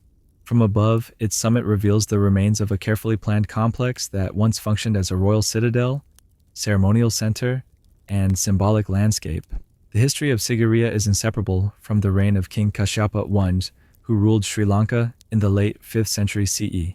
According to historical chronicles, Kashyapa seized power after the assassination of his father and moved the capital from Anuradhapura to Sigiriya. Whether driven by fear of retaliation, political strategy, or ambition, the decision resulted in the transformation of this rock into a fortified seat of power. The scale of that transformation is extraordinary. Sigiriya was not merely occupied, it was reshaped. Engineers and builders carved stairways into the rock face, constructed terraces along its slopes, and designed a complex system of gardens, pools, and reservoirs at its base. These were not improvised additions. They were parts of a unified vision that integrated architecture with natural form. Approaching Sigiriya from the plains, one first encounters the water gardens. These are among the oldest landscape gardens in the world, arranged with remarkable symmetry. Long pools, fountains, and channels are aligned along a central axis, using gravity and pressure to circulate water without mechanical pumps. During the rainy season, some fountains still function, sending water upward as they did more than 15 centuries ago. Beyond the water gardens lie the boulder gardens, where massive rocks are arranged to create pathways, platforms, and shaded spaces. Some boulders bear inscriptions and carved seats, suggesting places of rest, meditation, or observation. The use of natural stone here is intentional. Rather than clearing the landscape, builders worked around it, incorporating geological features into the architectural plan. Ascending further, the mirror wall marks a transition. Once polished to such a degree that it reflected the figures passing by, the wall is now etched with ancient graffiti. These inscriptions, dating from as early as the 8th century, include poems, observations, and personal reflections left by visitors. They offer rare insight into how Sigiriya was perceived long after its royal function had ended. It was admired, contemplated, and remembered. Above the mirror wall are the frescoes. Painted directly onto the rock face, they depict graceful female figures adorned with jewelry and elaborate hairstyles. Their identity remains debated. Some interpret them as celestial beings. Others see court women or symbolic representations of abundance and protection. What is certain is their sophistication. The pigments, techniques, and sense of movement reveal an artistic tradition of remarkable refinement. The ascent continues to the Lion Gate, where massive stone paws once framed the entrance to the final stairway. The lion, a symbol of royal authority in Sri Lankan culture, would have loomed over those who climbed toward the summit. Passing through this gateway was not merely physical movement, it was symbolic transition, from the human realm to the elevated space of kingship. At the summit lies the remains of the palace complex. Foundations, pools, cisterns, and platforms indicate a carefully organized space designed for both residence and ceremony. Water was stored in rock cut reservoirs, ensuring supply even during dry periods. From this height, the surrounding plains are visible in all directions, offering both strategic advantage and psychological dominance. Sigiriya's defensive qualities are evident, but they don't fully explain the site. The effort invested in gardens, art, and symmetry suggests that this was not merely a fortress of fear. It was a statement, power expressed through control of landscape, water, and elevation. The king did not hide within walls. He rose above the land itself. Yet Sigiriya's occupation as a royal capital was brief. After Kashyapa's death, the site was abandoned as a seat of power and later repurposed as a Buddhist monastery. Monks adapted the structures, using caves and terraces for meditation. This transition altered the meaning of the site without erasing it. Sigiriya remains significant, though in a different register. The reasons for Kashyapa's defeat and Sigiriya's abandonment as a capital remain, but debated. Political instability, shifting power centers, and the impracticality of sustaining a court atop a rock may all have played roles. What remains undeniable is that the vision behind Sigiriya was executed with extraordinary precision. The engineering required to build stairways, reservoirs, and structures on such a formation demanded advanced planning. Workers had to transport materials vertically, carve directly into stone, and coordinate labor across multiple levels. This was not a temporary refuge. It was a calculated transformation of nature into authority. Sigiriya challenges simple distinctions between natural and artificial, sacred and political, defensive and aesthetic.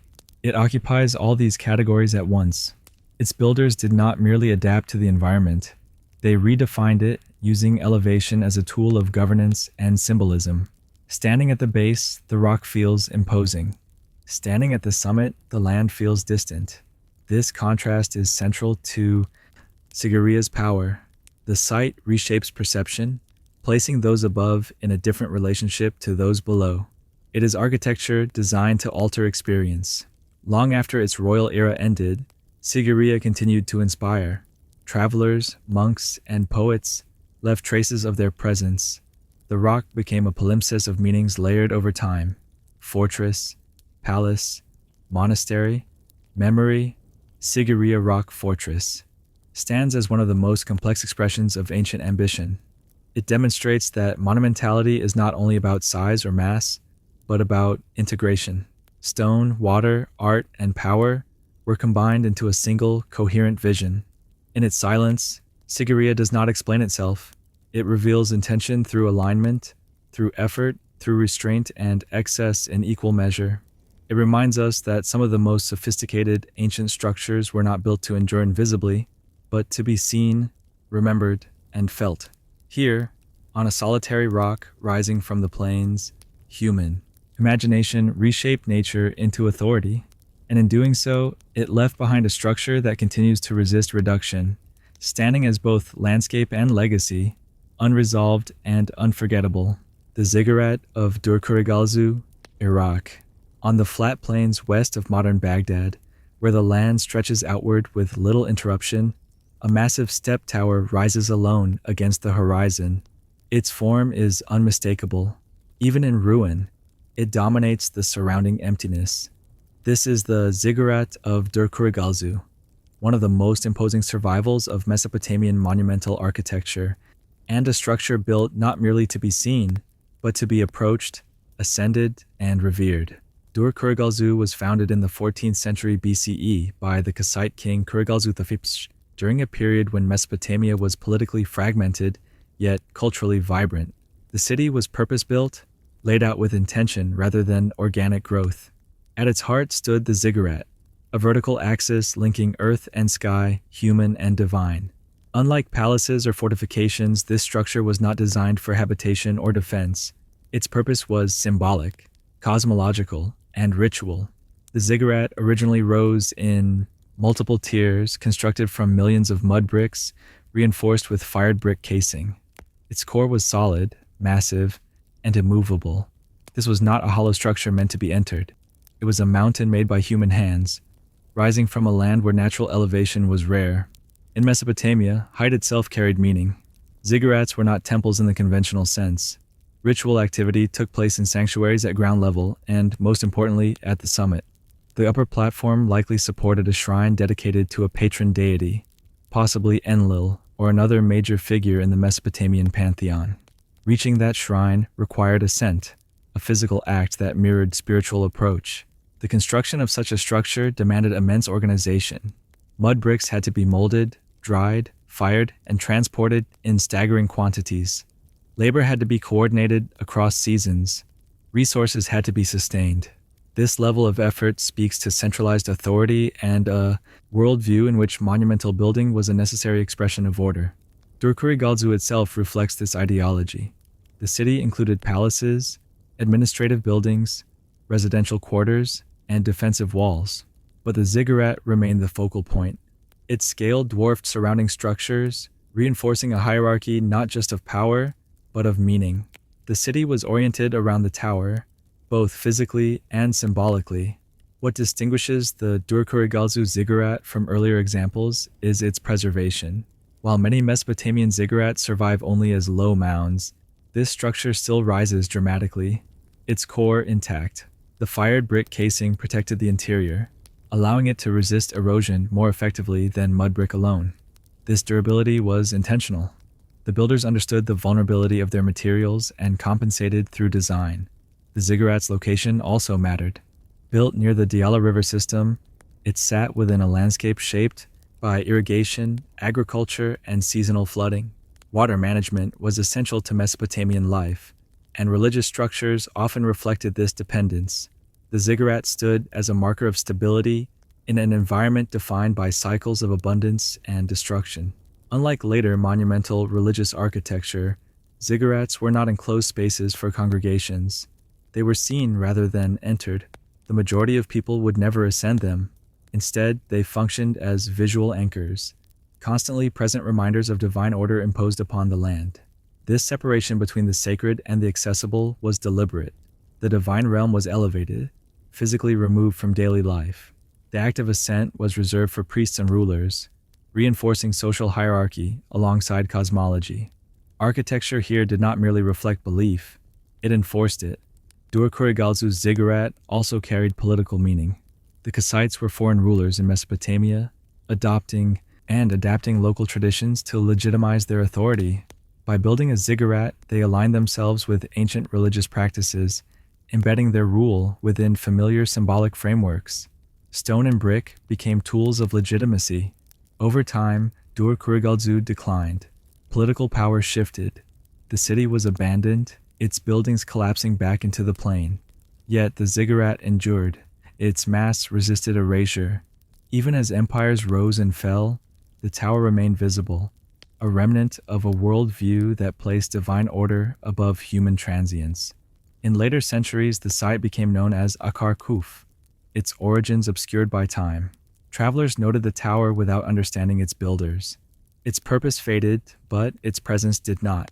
This persistence underscores the success of its design. It was built to last, not to adapt. Standing before the ziggurat today, the effect is stark. There's no ornamentation to distract the eye. No reliefs or inscriptions dominate the surface. What remains is form and scale. Verticality imposed upon horizontality. Order imposed upon emptiness.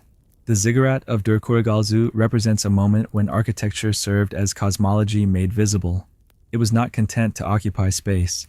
It sought to structure reality itself, anchoring belief, authority, and environment into a single monumental form. As this exploration continues, the ziggurat reminds us that ancient societies did not separate religion, politics, and engineering. They fused them. Through mud brick and fire, labor and belief, they raised structures that reshaped landscapes and perceptions alike. Here, on the Mesopotamian plain, a man-made mountain once bridged earth and sky. Its summit is gone. Its rituals are silent, but its presence remains, standing as evidence that some of humanity's earliest cities expressed power not through walls alone, but through ascent. The Temple of the Feathered Serpent, Teotihuacan, Mexico. In the heart of the Basin of Mexico, where volcanic mountains encircle a broad, fertile plain, the ruins of an ancient city stretch outward in rigid geometry. Avenues run straight. Platforms rise in measured sequence. Nothing here feels accidental. Within this planned landscape lies one of the most enigmatic monuments of the ancient Americas, the Temple of the Feathered Serpent. The temple stands inside a vast enclosed courtyard known as the Ciudadela, a space capable of holding tens of thousands of people. This alone signals importance. Teotihuacan was not a small ceremonial center. At its height, between the 1st and 6th centuries CE, it was one of the largest cities in the world, home to more than 100,000 inhabitants. The Temple of the Feathered Serpent was built early in the city's history, around the 3rd century CE, at a time when Teotihuacan's identity was still being defined. The structure itself is a step pyramid, modest in height compared to the later Pyramid of the Sun and Pyramid of the Moon, but far more complex in meaning. Its facade is covered with hundreds of carved stone heads, projecting outward in rhythmic repetition. These heads alternate between two forms, feathered serpents and another figure often identified as a fire serpent, or an early form of the storm deity. The repetition is deliberate. This is not decoration. It is visual language. The feathered serpent would later become widely known across Mesoamerica as Quetzalcoatl, a deity associated with wind, knowledge, creation, and renewal. But at Teotihuacan, this figure appears in an earlier, more austere form. The serpent emerges from stone collars of feathers, its eyes wide, its jaws open. It does not appear benevolent. It appears powerful, watchful, and demanding. Between these serpent heads are reliefs of shells, water symbols, and geometric motifs linked to fertility and cosmic order. Together, they suggest a worldview in which water, life, sacrifice, and authority were inseparable. The temple was not merely a place to honor a god. It was a structure designed to express the foundations of the city's power. Beneath the pyramid, archaeologists uncovered one of the most disturbing aspects of the site. Dozens, possibly hundreds, of human burials were found embedded within the construction layers. Many individuals were bound, positioned deliberately, and accompanied by weapons, obsidian blades, and symbolic objects. These were not later intrusions. They were part of the building process itself. The implication is profound. The temple was consecrated through sacrifice. Human lives were incorporated into its foundation, transforming the structure into a living axis of power and obligation. This was not random violence. It was ritualized, systematic, and closely controlled. The individuals buried appeared to include warriors, possibly captives, and perhaps local elites. Some were adorned with necklaces made of human teeth. Others were placed in symmetrical arrangements, reinforcing the sense of order imposed even in death. The architecture and the bodies together formed a single statement. Why was such violence embedded into construction? In Mesoamerican belief systems, sacrifice was not solely destruction. It was exchange. Blood sustained the cosmos. Death ensured continuity. By embedding sacrifice into the temple's core, Teotihuacan's rulers may have been asserting their role as mediators between human society and cosmic forces. The location of the temple within the Ciudadela reinforces this interpretation. The courtyard is enclosed on all sides, separating it from the rest of the city. Entry was controlled. Access to the pyramid was likely restricted to priests and elites. Rituals performed here were not meant for casual observation. They were meant to reinforce hierarchy and order. Unlike later Mesoamerican pyramids, which often show clear dynastic inscriptions, Teotihuacan remains silent. There are no named rulers carved into stone, no kings depicted in relief. Power here was anonymous, institutional, and monumental. The Temple of the Feathered Serpent expresses authority without faces. The construction technique itself reflects this control.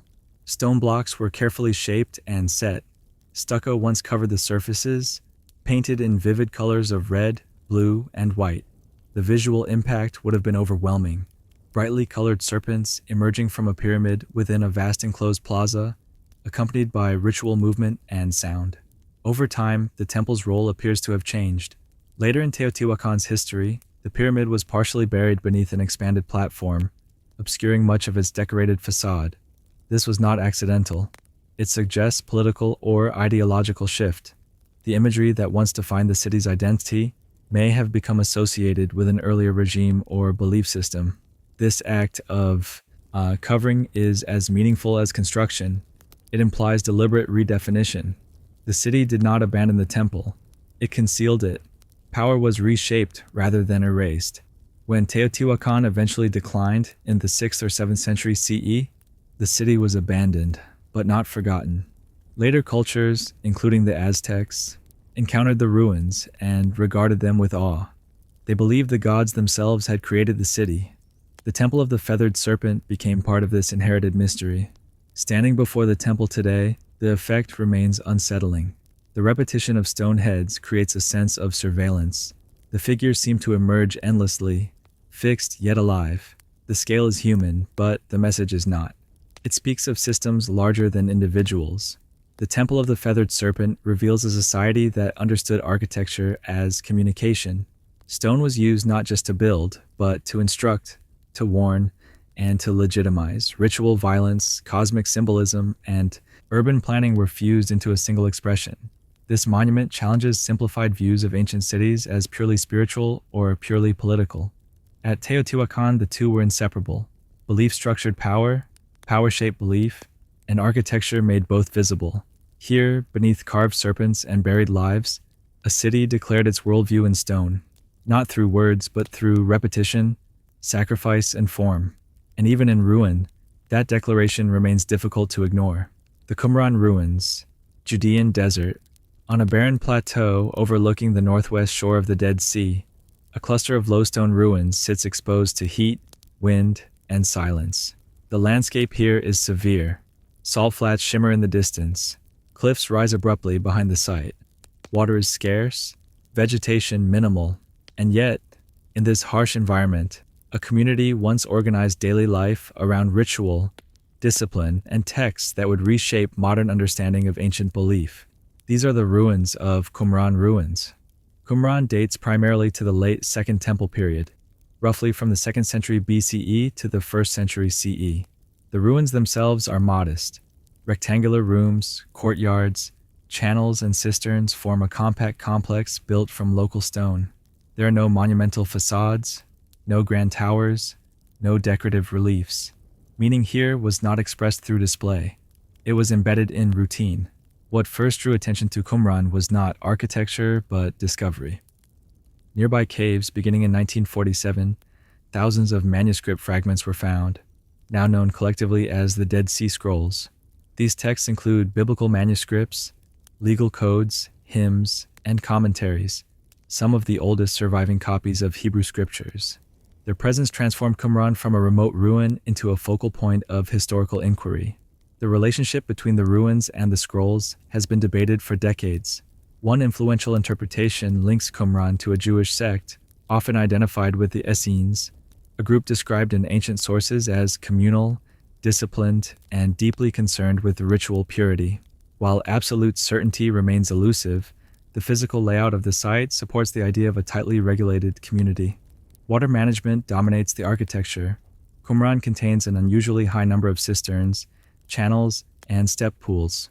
In a desert environment, this focus is striking. Rainwater was carefully collected from surrounding slopes and directed into plastered basins.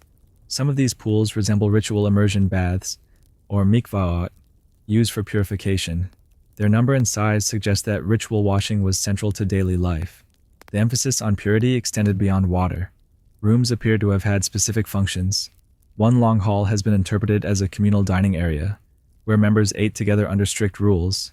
Nearby spaces may have served as workshops, storage rooms, or areas for copying texts. Inkwells found at the site hint at scribal activity, though their exact use remains debated. What is absent at Qumran is equally telling. There is little evidence of domestic family life. No clear private houses, no signs of children, no varied personal possessions. This suggests a community organized around shared identity rather than individual households. Life here was collective, regulated, and intentional. The location itself reinforces this interpretation. Qumran is isolated. Travel to and from the site would have been difficult. Choosing to live here meant withdrawal from urban centers and political power. This separation may have been ideological. Ancient texts associated with the community emphasize purity, preparation, and separation from a corrupt world. Architecture here becomes an extension of belief. The surrounding caves add another layer. Some are natural. Others show signs of modification. It was in these caves that scrolls were stored in jars, carefully wrapped and hidden. Whether they were placed there for safekeeping during times of conflict or as part of routine storage remains debated. What is clear is that the act of preservation was deliberate. These texts were valued beyond immediate use. The Roman destruction of Jerusalem in 70 CE marks a turning point. Qumran appears to have been abandoned around this time. There is evidence of fire and disruption, but not of large-scale battle. The community may have dispersed, fled, or dissolved under pressure from regional upheaval. The scrolls remained hidden, their existence unknown for nearly 2 millennia. The architecture of Qumran reflects restraint. Walls are functional, spaces are repetitive. There is little variation or embellishment. This uniformity mirrors the content of many scrolls, which emphasize order, law, and adherence to prescribed ways of living. Stone and text reinforce one another. Alternative interpretations have been proposed. Some scholars argue Qumran was a fortress, a villa, or a pottery production center. Certain architectural features, such as kilns and industrial basins, complicate a purely sectarian reading. Yet even these interpretations do not fully explain the site's isolation, water systems, and textual connections. Qumran resists simple classification.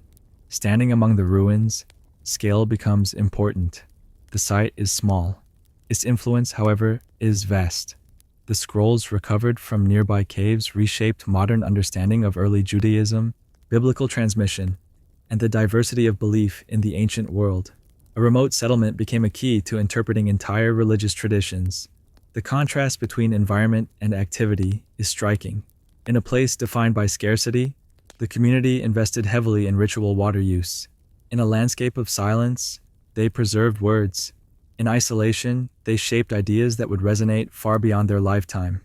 Qumran challenges assumptions about power and legacy. There are no monuments proclaiming authority, no inscriptions naming rulers, and yet the impact of what occurred here rivals that of far grander cities. Influence did not arise from conquest or spectacle, but from discipline, preservation, and belief. The ruins do not tell a complete story. Walls do not explain doctrine. Cisterns do not define identity. Meaning here emerges only when architecture, landscape, and text are considered together. Remove any one element, and interpretation collapses. What remains today is a site defined by questions rather than answers. Who lived here exactly? How rigid were their rules? Why were the scrolls hidden, and by whom? These uncertainties are not failures of archaeology. They are reminders that human communities rarely fit clean categories. Qumran stands as a testament to a different kind of monumentality. Not height or mass, but intention. A place where daily routine was shaped by belief, where architecture supported ideology, and where words were valued enough to be hidden, protected, and preserved against time. In the stillness of the Judean desert, the ruins remain exposed. Stones crumble slowly, the Dead Sea recedes. Yet the questions raised here endure, not because they demand resolution, but because they reveal how deeply human societies have sought meaning, even in the most unforgiving landscapes. The Silistani Chulpas, Peru. On a windswept plateau overlooking Lake Umayo, stone towers rise from the earth with stark clarity. The air is thin here, the horizon wide, and the silence persistent. These structures are not fortresses, temples, or dwellings. They are funerary monuments, and yet, in their scale, precision, and placement, the Chulpas of Silistani challenge conventional ideas about how ancient societies honored their dead. The Chulpas are tall, cylindrical, or slightly conical towers built from stone, some reaching more than 12 meters in height. Their walls are thick, their entrances are small, often facing east, toward the rising sun. Inside, narrow chambers once held the remains of the dead, placed in seated positions, wrapped in textiles, accompanied by offerings. These were not graves meant to be hidden. They were meant to stand. Construction at Silistani began long before the Inca Empire. The earliest Chulpas are attributed to the Kala people, an Aymara-speaking society that dominated the region around Lake Titicaca before Inca expansion. Later, the Incas absorbed the site and continued building, introducing refined masonry techniques while preserving the essential form. This continuity suggests that the Chulpas represented a belief system strong enough to persist through political change. The engineering behind the towers varies dramatically, as some Chulpas are built from roughly shaped stones, stacked with earth mortar. Others are constructed from finely cut blocks, fitted together with remarkable precision. The most advanced examples display curved stone surfaces, seamless joints, and consistent tapering. These were not experimental structures. They were the result of accumulated knowledge. The choice to build vertically is significant. In Andean cosmology, mountains were sacred. They were living entities, ancestors in stone. By raising funerary towers upward, the builders may have been aligning the dead with the vertical axis of the world, connecting earth, sky, and ancestry. Height here was not dominance, it was proximity. Each Chulpa appears to have served an elite lineage, rather than an individual. Multiple generations were placed within the same tower, reinforcing ancestry as a collective identity. Power did not end with death. It accumulated. The dead continued to matter, not as memories, but as active participants in social order. The placement of Silistani reinforces this idea. The towers stand exposed, visible from great distances, positioned on a promontory above the lake. This visibility was intentional. The ancestors were meant to watch over the land, the herds, and the people who remained. Death did not remove authority. It relocated it. The small entrances offer further clues. Many are positioned to face the sunrise, suggesting a symbolic relationship with rebirth or renewal. Light entering the chamber at specific times may have carried ritual meaning. Access was limited, reinforcing separation between the living and the dead, while still allowing controlled interaction. Unlike burial traditions that emphasize concealment, the Cholpas assert presence. They transform memory into architecture. Stone becomes lineage made visible. This is a fundamentally different approach to funerary space than that seen in many other ancient cultures. The effort required to construct these towers was substantial. Stones had to be quarried, shaped, transported, and lifted with precision. At this altitude, in a cold and often harsh environment, such labor reflects strong social organization and shared belief. These structures were not built quickly. They were built deliberately. When the Inca incorporated the region, they didn't erase Silistani's funerary landscape. Instead, they adapted it. Inca-built cholpas often show superior masonry, but retain the same symbolic logic. This suggests respect rather than replacement. The Incas recognized the power embedded in these forms. The arrival of the Spanish marked a sharp rupture. Colonial disruption, looting, and cultural suppression altered the site's meaning. Many cholpas were disturbed. Human remains were removed. The ancestral order encoded in stone was broken. What remains today is incomplete, but still legible. Standing among the towers, the effect is striking. There's no enclosure, no boundary separating sacred space from open land. The cholpas stand directly within the landscape, exposed to wind and weather. This openness reinforces their role. The dead were not removed from the world. They were integrated into it. Silistani reveals an Andean worldview in which ancestry, landscape, and authority were inseparable. Architecture did not commemorate the dead as individuals. It sustained them as forces within society. Stone towers became conduits between past and present. The site also challenges assumptions about complexity. These structures were not part of a centralized imperial project, at least not initially. They emerged from regional traditions, refined over time. Monumentality here did not require empire. It required belief. The cholpas do not tell us names. They don't record dates. They offer no inscriptions. And yet, their message is clear. Death was not an end. It was a transition into a different form of presence. Silistani stands as a reminder that ancient architecture often served purposes far removed from survival or spectacle. Here, stone was raised to sustain relationships between the living and the dead, to anchor identity across generations, and to assert continuity in a world shaped by altitude, exposure, and time. The towers remain upright, long after the societies that built them were transformed. Their silence is not absence, it is endurance.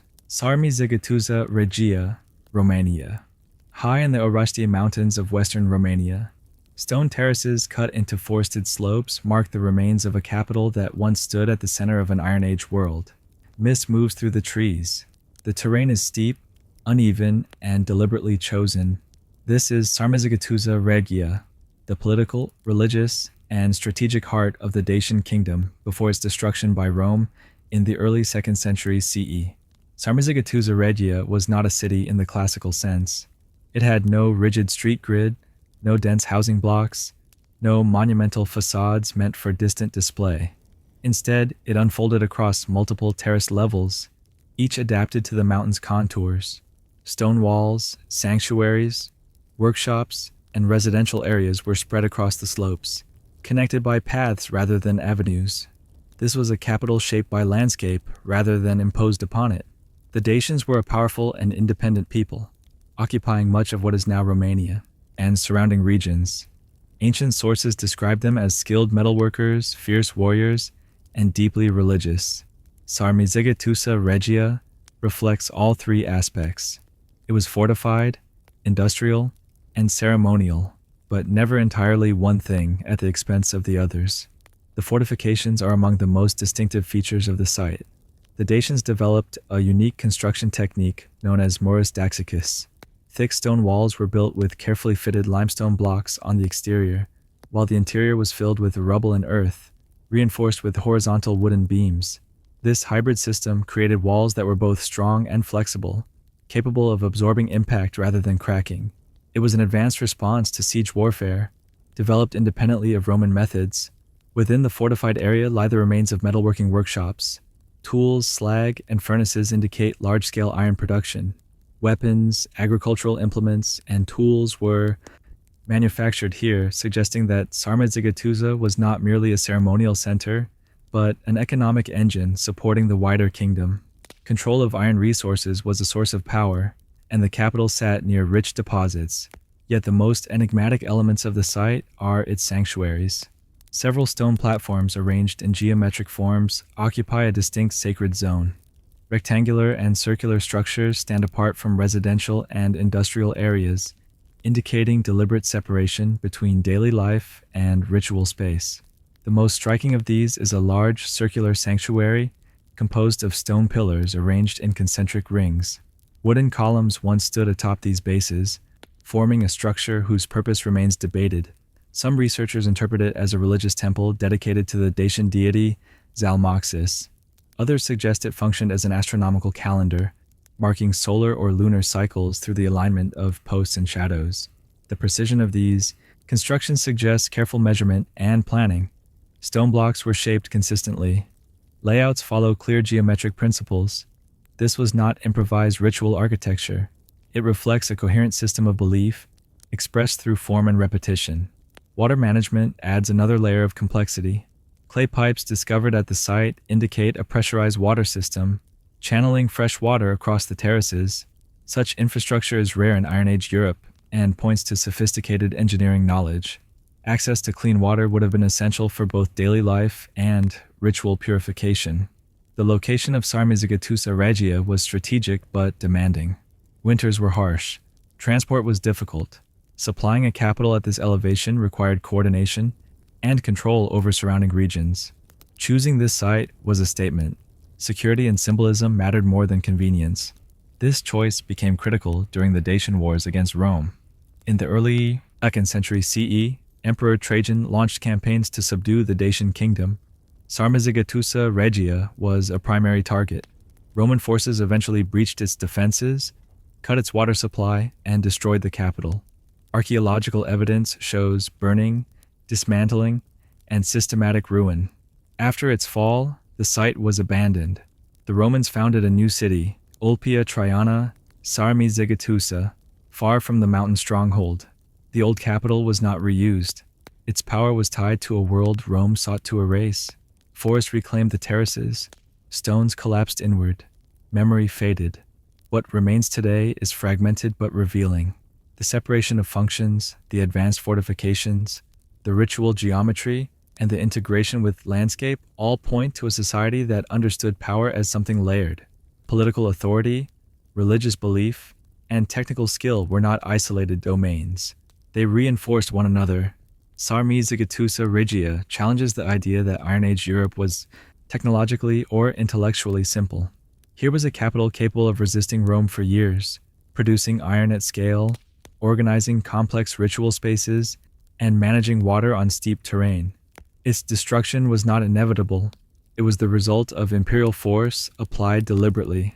Standing among the ruins, the site feels restrained rather than monumental. Nothing overwhelms the senses. Instead, meaning emerges gradually through alignment, placement, and relationship between spaces. The mountain is never absent. Every structure acknowledges it. This capital was not designed to impress outsiders. It was designed to function for those who understood its logic. In this way, Sarmizegetusa Regia resembles many ancient centers whose power lay not in spectacle, but in coherence. Sarmizegetusa Regia stands as a reminder that history often favors those who write it, not those who resist. The Dacians left no written records of their own beliefs or intentions. What survives is stone, placement, and absence. And yet, in those stones, a worldview remains visible. A capital built not on plains, but in mountains. Not in straight lines, but in terraces. Not to endure forever, but to serve a moment of autonomy and belief. The ruins do not speak loudly. They do not need to. Their silence marks the point where one world ended and another asserted itself. In the forested heights of the Orestian Mountains, the remains of Sarmizegetusa Regia continued to hold their ground, bearing quiet witness to a civilization that once shaped stone, landscape, and identity into a unified whole. Lepenski Vir, Serbia. Along a narrow stretch of the Danube River, where the water cuts through the Iron Gates Gorge and the cliffs press close on either side, a prehistoric settlement once took shape with remarkable clarity. This place is Lepenski Vir, and it represents one of the most distinctive architectural and cultural expressions of early Europe. Not a fortress, not a tomb, not a temple, but a settlement where daily life, belief, and environment were fused into a single, carefully ordered system. Lepenski Vir dates primarily to the Mesolithic period, roughly between 9500 and 6000 BCE, with later Neolithic phases layered above it. This places it at a pivotal moment in human history, when hunter-gatherer societies were beginning to experiment with permanent settlement, long before farming became dominant in the region. The site sits on a river terrace, positioned deliberately above seasonal floods, yet close enough to water to depend on it completely. What immediately distinguishes Lepenski Vir is its architecture. The houses are not circular, as is common in many early settlements. They are trapezoidal, laid out in neat rows facing the river.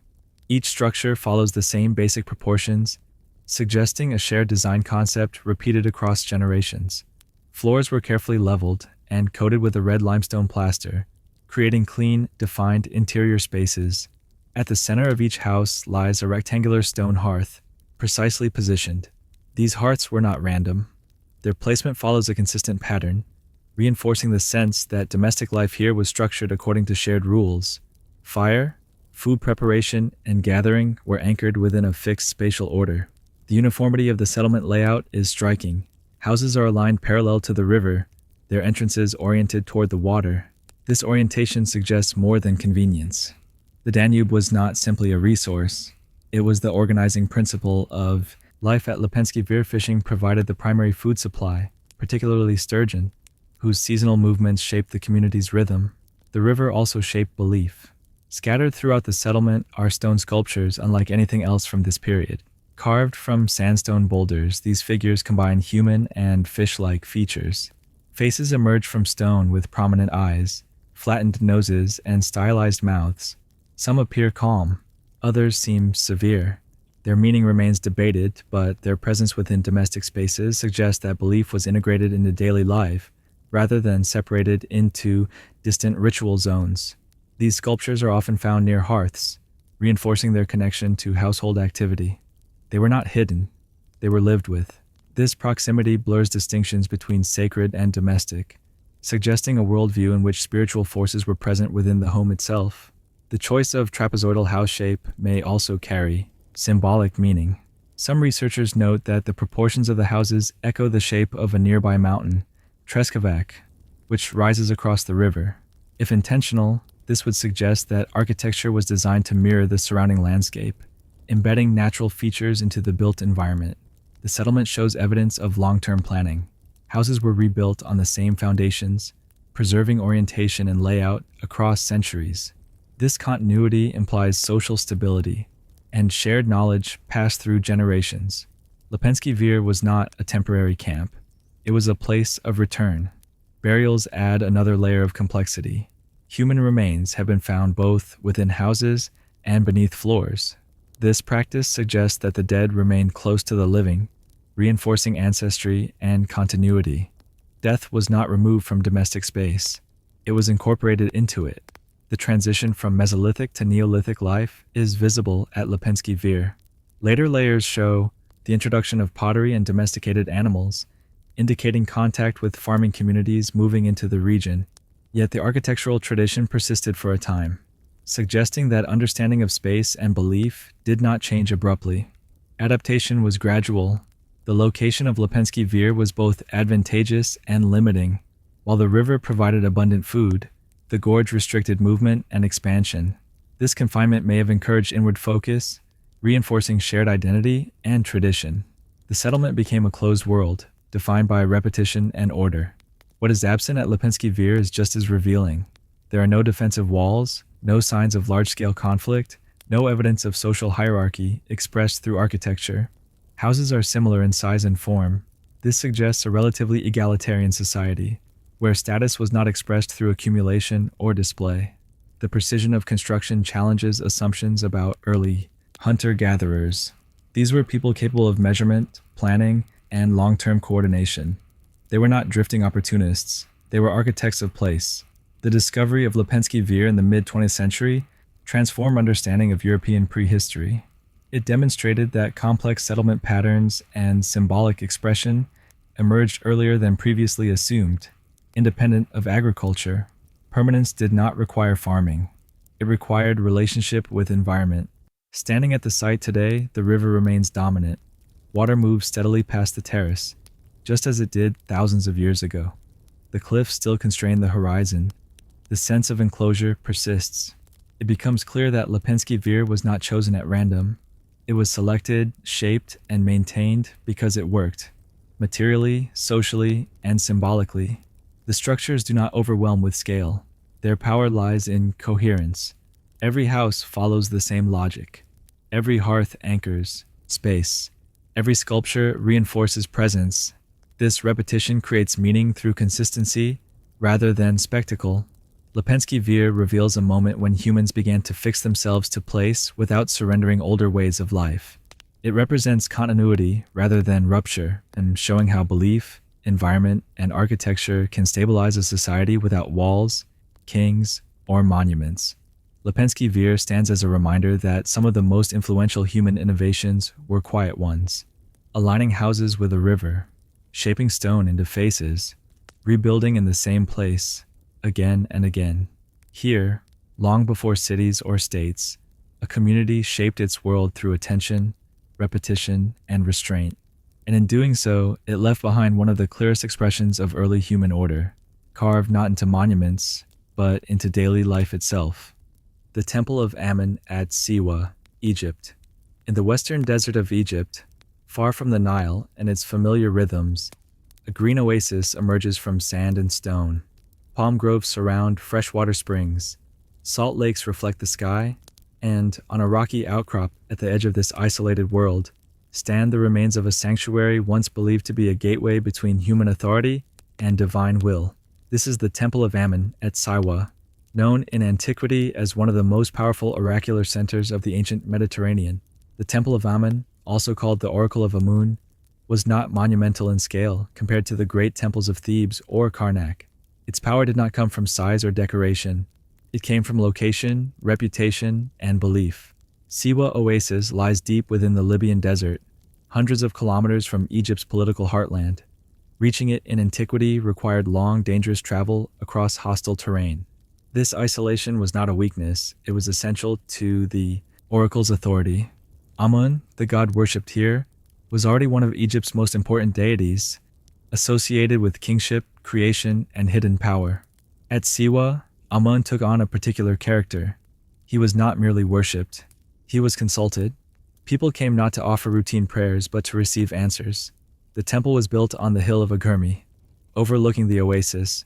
From this elevated position, it commanded both physical and symbolic distance. The architecture was restrained. Mud brick walls enclosed courtyards and chambers aligned to the terrain, rather than imposed upon it. What mattered here was not visual dominance, but controlled access. Classical sources describe the oracle operating through priests who interpreted signs, movements, or spoken responses attributed to the god. Unlike later written oracles, the responses at Siwa were ambiguous, delivered in ways that required interpretation. This ambiguity was not a flaw. It was central to the oracle's authority. Meaning was flexible, adaptable to circumstance. The fame of the oracle spread far beyond Egypt. Greek writers such as Herodotus recorded its reputation, placing it among the great oracles of the ancient world, alongside Delphi. For Greek visitors, Amun was often identified with Zeus, creating a bridge between cultures. Siwa became a point of convergence between Egyptian and Greek religious thought. The most famous visit to the temple occurred in 331 BCE, when Alexander of Macedon traveled to Siwa after conquering Egypt. His journey across the desert was dangerous and deliberate. Ancient accounts describe sandstorms, lost routes, and divine guidance. When Alexander reached the oracle, he entered the sanctuary privately. What was said inside remains unknown. What mattered was the outcome. After the visit, Alexander was widely regarded as the son of Zeus Amun. Whether the oracle explicitly declared this, or whether Alexander shaped the narrative afterward, remains debated. What is certain is that the visit reinforced his legitimacy, both to Egyptians and to Greeks. A remote desert temple played a role in shaping imperial identity. This episode reveals the true function of the Temple of Ammon. It was not simply a religious site, it was a political instrument. Kings and leaders sought its authority because it operated beyond ordinary power structures. Its distance from capitals made it appear impartial, untouched by court politics. Archaeological remains at the site are fragmentary. Earthquakes, erosion, and later reuse damaged much of the original structure. Yet enough survives to indicate careful planning. Narrow passages, controlled sightlines, and enclosed chambers suggest rituals designed to heighten psychological impact. The environment itself contributed. Silence, heat, and isolation would have amplified belief. Water was central to Siwa's significance. Spring sustained life in an otherwise hostile desert. In many ancient belief systems, such places were seen as liminal, where the boundary between worlds was thin. The presence of life where none was expected reinforced the sense that divine forces were at work. The oracle's decline began as political and religious landscapes shifted. Under Roman rule, traditional oracular centers lost influence. Christianity later transformed sacred geographies, and Siwa receded from the wider world's attention. The temple fell into ruin, its voice silenced. Yet the memory of the oracle never vanished completely. Medieval travelers, scholars, and modern archaeologists continued to reference Siwa as a place of ancient mystery. The ruins remained, perched above the oasis, holding traces of a time when words spoken here were believed to shape destinies. Standing at the site today, the scale feels intimate rather than overwhelming. Low walls, broken stone, open sky, but the setting explains the temple's power better than any reconstruction. Distance, difficulty, and isolation remain palpable. One understands why this place was trusted to speak with authority. The Temple of Ammon challenges assumptions about how sacred power was expressed in the ancient world. Monumentality was not required. Control of meaning was. Here, belief was reinforced through journey, restriction, and uncertainty rather than spectacle. The oracle did not command armies. It did not build empires. Yet emperors listened to it. Its influence moved through stories, interpretation, and faith. This is a different kind of power, one that operates indirectly, shaping decisions without issuing commands. Siwa stands as a fitting conclusion, a place where architecture is minimal, but impact immense, where stone does not dominate landscape, but belief transforms it. The Temple of Ammon reminds us that ancient structures were not always built to endure physically. Some were built to endure conceptually. Their authority rested not in walls or columns, but in trust placed by those who came seeking answers. Here, in the silence of the desert, meaning once traveled farther than armies. And even in ruin, the hill of Agurmi continues to mark a point where human ambition, divine interpretation, and landscape converged into something that history has never fully been able to explain. Montezuma Castle, Arizona, USA. High above the floor of the Verde Valley in central Arizona, a stone structure clings to the face of a limestone cliff. From below, it appears improbable, almost suspended between rock and sky. There are no roads leading to it, no defensive walls encircling it, no obvious way to reach it at ground level. And yet, for centuries, people lived here. This is Montezuma Castle, one of the best preserved cliff dwellings in North America, and a site that challenges assumptions about adaptation, security, and permanence. Despite its name, Montezuma Castle has no connection to the Aztec Emperor Montezuma. The misattribution dates to the 19th century, when early American settlers, unfamiliar with the region's deep indigenous history, assumed the structure must be linked to famous Mesoamerican rulers. In reality, the site was built and occupied by the Sinagua people, a culture whose name, derived from Spanish, means without water, though their survival depended on careful water management. Construction at Montezuma Castle began around the early 12th century CE and continued for nearly 300 years.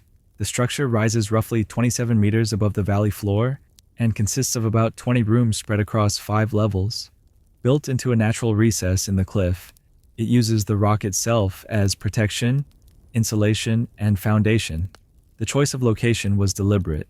The cliff provides shade during the intense summer heat and protection from winter winds. The elevation reduced the risk of flooding from the Verde River below, which periodically overflowed its banks. At the same time, the site remained close enough to fertile land for agriculture. This balance between separation and access defines Montezuma Castle's logic. The construction materials were simple but effective. Limestone blocks, river stones, and adobe mortar were combined to form thick walls. Wooden beams, primarily sycamore, supported floors and ceilings. These beams were carefully placed into sockets carved into the rock, distributing weight evenly and anchoring the structure to the cliff face. The result was stable, durable, and resilient. Movement within the dwelling was vertical rather than horizontal. Ladders, likely removable, connected the different levels. This design served practical needs but also added a layer of security. Access could be controlled easily, reducing vulnerability to sudden threats. However, there's little evidence that Montezuma Castle was built primarily as a fortress. Its defensive qualities appear secondary to environmental adaptation. Inside the rooms, space was limited. Ceilings were low. Openings were small. These were not grand living spaces.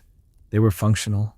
Rooms were likely used for sleeping, storage, food preparation, and communal activity. The close quarters suggest a tightly knit community, accustomed to shared space and routine. Daily life extended beyond the cliff dwelling itself. The Sinagua cultivated crops such as corn, beans, and squash on the valley floor, using irrigation canals to direct water from the river. They hunted, gathered wild plants, and traded with neighboring groups. Montezuma Castle was part of a broader landscape of habitation, not an isolated refuge.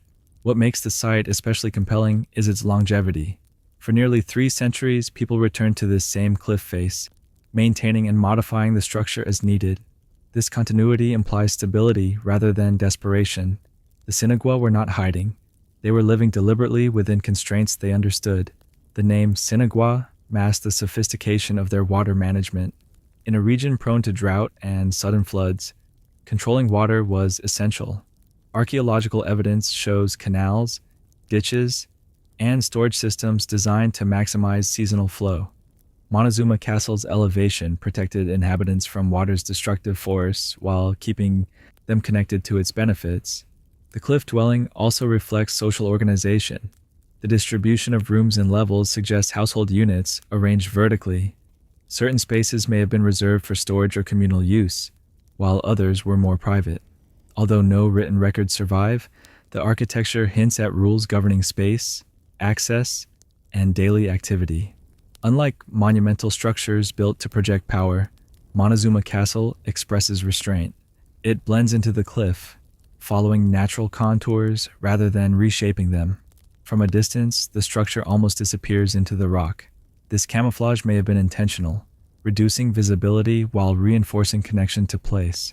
The absence of decoration is notable. There are no carvings, murals, or symbolic reliefs on the walls. Meaning here was not expressed through imagery, but through placement and persistence. The act of living in this location, generation after generation, was itself a statement. Sometime in the early 15th century, the Sinagua abandoned Montezuma Castle. The reasons remain debated. Prolonged drought, resource depletion, social change, or migration may all have contributed. There is no evidence of violent destruction. The departure appears to have been gradual and deliberate. After abandonment, the structure remained largely intact. Its inaccessibility protected it from looting and collapse. When European settlers arrived centuries later, they encountered a dwelling frozen in time, its rooms still readable, its beams still in place. The preservation of Montezuma Castle offers a rare opportunity to examine pre-contact architecture in situ. Unlike many archaeological sites reduced to foundations, this dwelling retains its vertical complexity. It allows modern observers to consider how space, movement, and environment shape daily life. Standing below the cliff, one becomes acutely aware of scale. The dwelling is large enough to sustain a community, yet small enough to feel intimate. Its elevation inspires caution rather than awe. It is not a monument meant to impress. It is a solution meant to work. Montezuma Castle challenges assumptions about progress and permanence. It shows that long-term habitation does not require expansion or dominance. It requires balance. The Sinagua achieved this by aligning their architecture with geology, climate, and seasonal rhythm. The site also challenges narratives that frame ancient societies as either nomadic or urban. Montezuma Castle represents a third path, semi-permanent, adaptable, and deeply integrated with landscape. Its builders did not separate living space from environment. They embedded one within the other. The cliff dwelling stands as evidence that innovation often emerges from constraint. Limited land, variable water, and environmental extremes forced careful planning. The result was architecture that maximized protection, efficiency, and sustainability without excess. As one looks up at the structure today, questions naturally arise. How did children navigate these spaces? How did elders adapt to vertical movement? How were goods transported up and down? These questions are not fully answerable, but they emphasize the human dimension of the site. Montezuma Castle is not mysterious because it defies explanation. It is mysterious because it reveals how much can be achieved through understanding rather than domination. It is architecture shaped by listening to land rather than imposing upon it. In the broader context of ancient structures explored throughout this documentary, Montezuma Castle occupies a unique position. It is neither ceremonial nor overtly defensive, neither monumental nor hidden. It exists between categories, reflecting a worldview grounded in continuity and restraint. The cliff still shelters the rooms. The valley still stretches below. The river still flows. The relationship between structure and landscape remains intact. Even as centuries have passed, Montezuma Castle endures not because it was built to last forever, but because it was built correctly for its place in time. Its survival is not accidental. It is the outcome of decisions made with care, knowledge, and respect for environment. Here, stone and timber tell a quiet story. Not of empires or gods, but of people who understood how to live within limits and found stability there. In doing so, they left behind one of the most compelling examples of human adaptation carved directly into the land itself. The megalithic foundations of Carthage, Tunisia. On the northern coast of Africa, where the Mediterranean narrows between continents, the ruins of Carthage spread across low hills overlooking the sea. Layers of history lie compressed here: Phoenician, Punic, Roman, Byzantine, and modern. Walls built atop walls, streets erased and redrawn, and beneath all of it, massive stone foundations that raise a quieter, more difficult question. Not about empire or conquest, but about beginnings. These are the megalithic foundations of Carthage, and they complicate the story of one of the ancient world's most powerful cities. Carthage is usually introduced through conflict: a rival to Rome, a naval power, the city of Hannibal.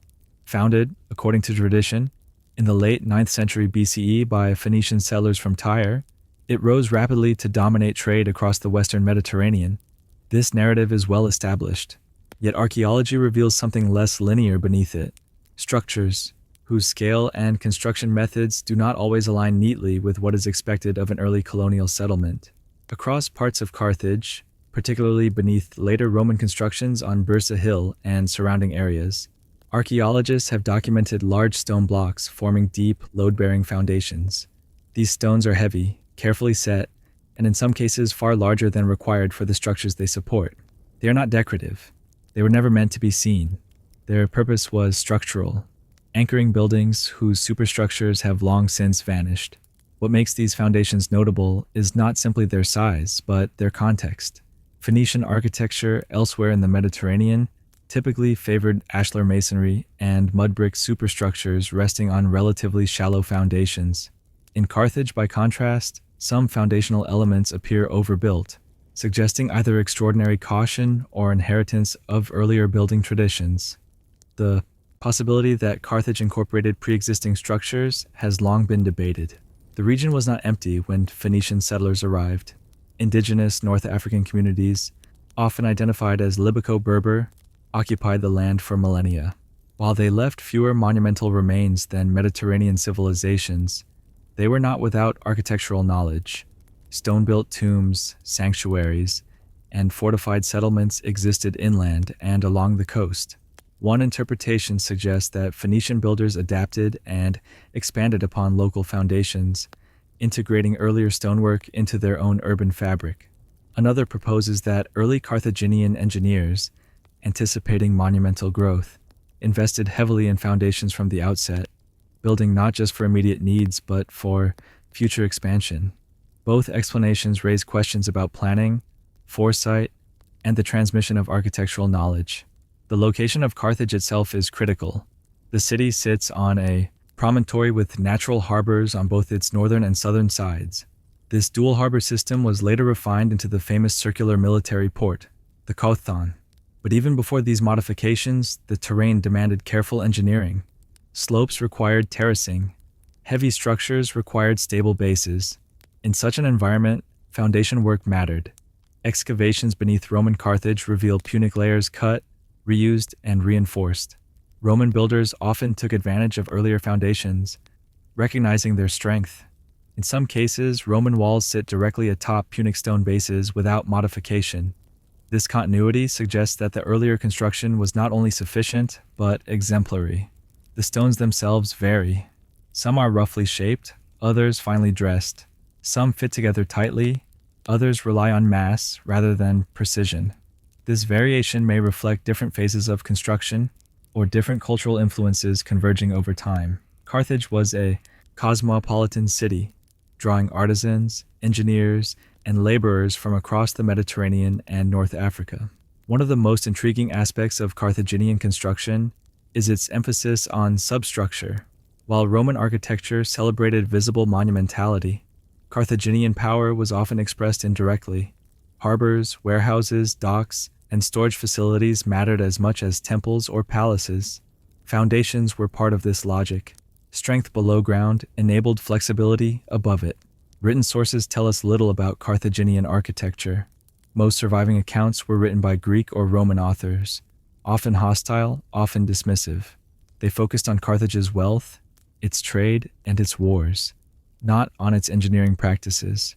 As a result, the physical evidence becomes especially important. Stone must speak where texts do not.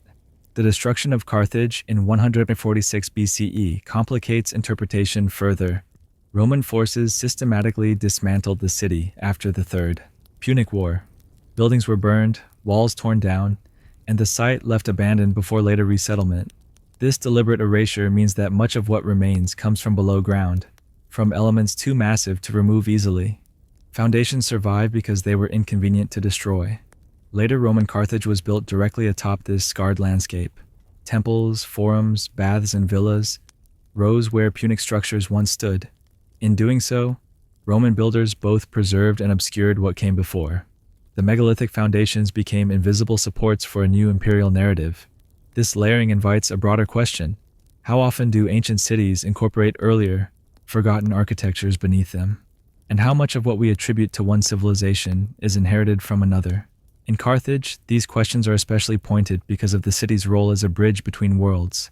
Phoenician, African, Mediterranean, and later Roman traditions converged here. Some scholars have cautioned against labeling Carthage's foundations as truly megalithic. In the same sense as prehistoric stone monuments, the term can imply great antiquity or mysterious origin, yet the stone's size and function remain notable regardless of terminology. They represent an investment in permanence unusual for a trading colony in its early phases. Carthage was not merely a port, it was an urban experiment. Its founders needed stability in a politically complex environment. Strong foundations were not symbolic, they were strategic. They allowed the city to expand vertically, to store goods, to support infrastructure that would endure centuries of use. The city's religious architecture adds another dimension. Punic sanctuaries, including the controversial Tophet area, relied on carefully prepared platforms and enclosures. Whether for ritual, storage, or administration, foundational work was integral. Sacred and secular structures alike depended on what lay beneath. Standing in Carthage today, much of this history is invisible. Visitors see Roman columns, baths, and roads. The Punic city is harder to trace. Its presence must be inferred through fragments, through cuts in bedrock, through blocks reused and buried. This invisibility mirrors Carthage's historical fate, a civilization known largely through the eyes of its enemies. And yet, the foundations persist. They are physical evidence of a society that understood longevity, that built not only for trade routes and fleets, but for endurance in stone. They challenged the idea of Carthage as purely mercantile, suggesting instead a city deeply invested in place. The megalithic foundations of Carthage don't offer dramatic silhouettes or iconic monuments. Their significance lies in restraint, in what they support rather than what they display. They remind us that power is often most visible in what is hidden. Carthage occupies a complex position. It is both well-known and misunderstood. Famous for its wars, yet obscure in its urban logic, its foundations reveal a different story, one of careful preparation, layered knowledge, and architectural ambition that extended far below ground. These stones do not speak of conquest, they speak of continuity, of a city built to last, even when its builders could not foresee how violently it would end. Beneath Roman arches and modern streets, the foundations remain in place, silent, load-bearing, unresolved. They hold up more than ruins. They hold up questions about inheritance, adaptation, and the unseen work that allows civilizations to rise. In Carthage, what lies beneath matters as much as what once stood above. And in those buried stones, the city's earliest ambitions still rest, heavy, deliberate, and difficult to ignore. Adam's Calendar, Blaauwskraal, South Africa. In the high grasslands of Mpumalanga, where rolling hills stretch toward distant mountains and the horizon feels unusually open, a quiet arrangement of stones sits exposed to wind, rain, and sky. There are no walls here, no enclosures, no carved reliefs or inscriptions, just standing stones, placed with apparent intention. This site is commonly known as Adam's Calendar, also called Blaauwskraal, and it remains one of the most debated prehistoric locations in southern Africa. At first encounter, the site appears simple, upright stones arranged in loose circular and linear patterns, some fallen, others still standing. There is nothing immediately monumental about it, and yet its setting, layout, and alignments have drawn intense interest and disagreement among researchers, archaeologists, and independent investigators alike. The stones are made of dolerite, a hard, igneous rock common in the region. Many weigh several tons. Transporting and positioning them would have required coordinated effort, planning, and time. The site sits on a ridge with expansive views in multiple directions, suggesting that visibility and horizon lines were important considerations. What distinguishes Adam's Calendar from other stone arrangements is the claim of astronomical alignment. Some researchers argue that certain stones align with cardinal directions, solar events, and stellar positions. One prominent alignment is said to mark true east-west orientation with notable accuracy. Others are proposed to correspond with solstices and equinoxes, allowing the stones to function as a seasonal marker. If intentional, this would place Adam's Calendar within a global pattern of prehistoric sites that link stone placement to celestial observation. Tracking the movement of the sun was not an abstract pursuit. It structured time, guided seasonal activity, and reinforced shared understanding of the world. More controversial are claims about the site's age. Some independent researchers have suggested extreme antiquity, far earlier than conventional archaeological timelines. These claims are based on geological erosion patterns surrounding mining activity and speculative associations with the early human presence in southern Africa. Mainstream archaeology remains cautious, emphasizing the lack of stratified excavation, datable organic material, or associated settlement remains. This tension between interpretation and evidence defines Adam's Calendar. The site sits at the boundary between established archaeology and alternative hypotheses. It attracts attention not only because of what is known, but because of what is not. Southern Africa is one of the key regions in the story of human origins. Fossil evidence places early hominins in this broader landscape hundreds of thousands, even millions, of years ago. This deep human presence fuels speculation. Could early symbolic behavior have taken architectural form far earlier than previously recognized? Or are modern interpretations projecting meaning onto arrangements whose original purpose was different? One possibility is that Adam's Calendar functioned as a ritual or gathering place, rather than a precise observatory. Standing stones often serve multiple roles simultaneously. They can mark territory, commemorate events, structure movement, or anchor oral traditions. Precision does not always require permanence or scale. The absence of associated domestic remains is notable. There are no clear signs of long-term habitation directly at the site. This suggests it was not a settlement, but a destination, a place people came to, rather than lived within. Such separation is common in ritual landscapes worldwide. The surrounding region contains extensive evidence of ancient mining activity, particularly for hematite and other minerals. Some researchers propose a connection between the stone circle and these activities, suggesting that the site may have marked seasonal labor cycles or served as a central reference point within a broader economic landscape. This interpretation remains speculative but highlights the importance of context. Orientation plays a key role in the site's appeal.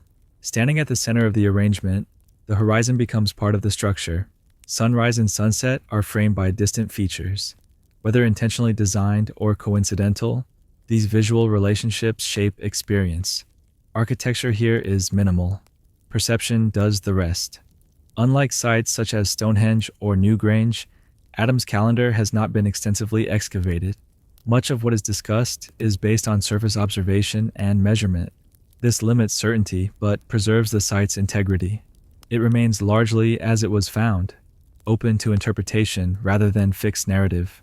Critics argue that without excavation and datable material, claims about advanced knowledge or extreme age remain unproven.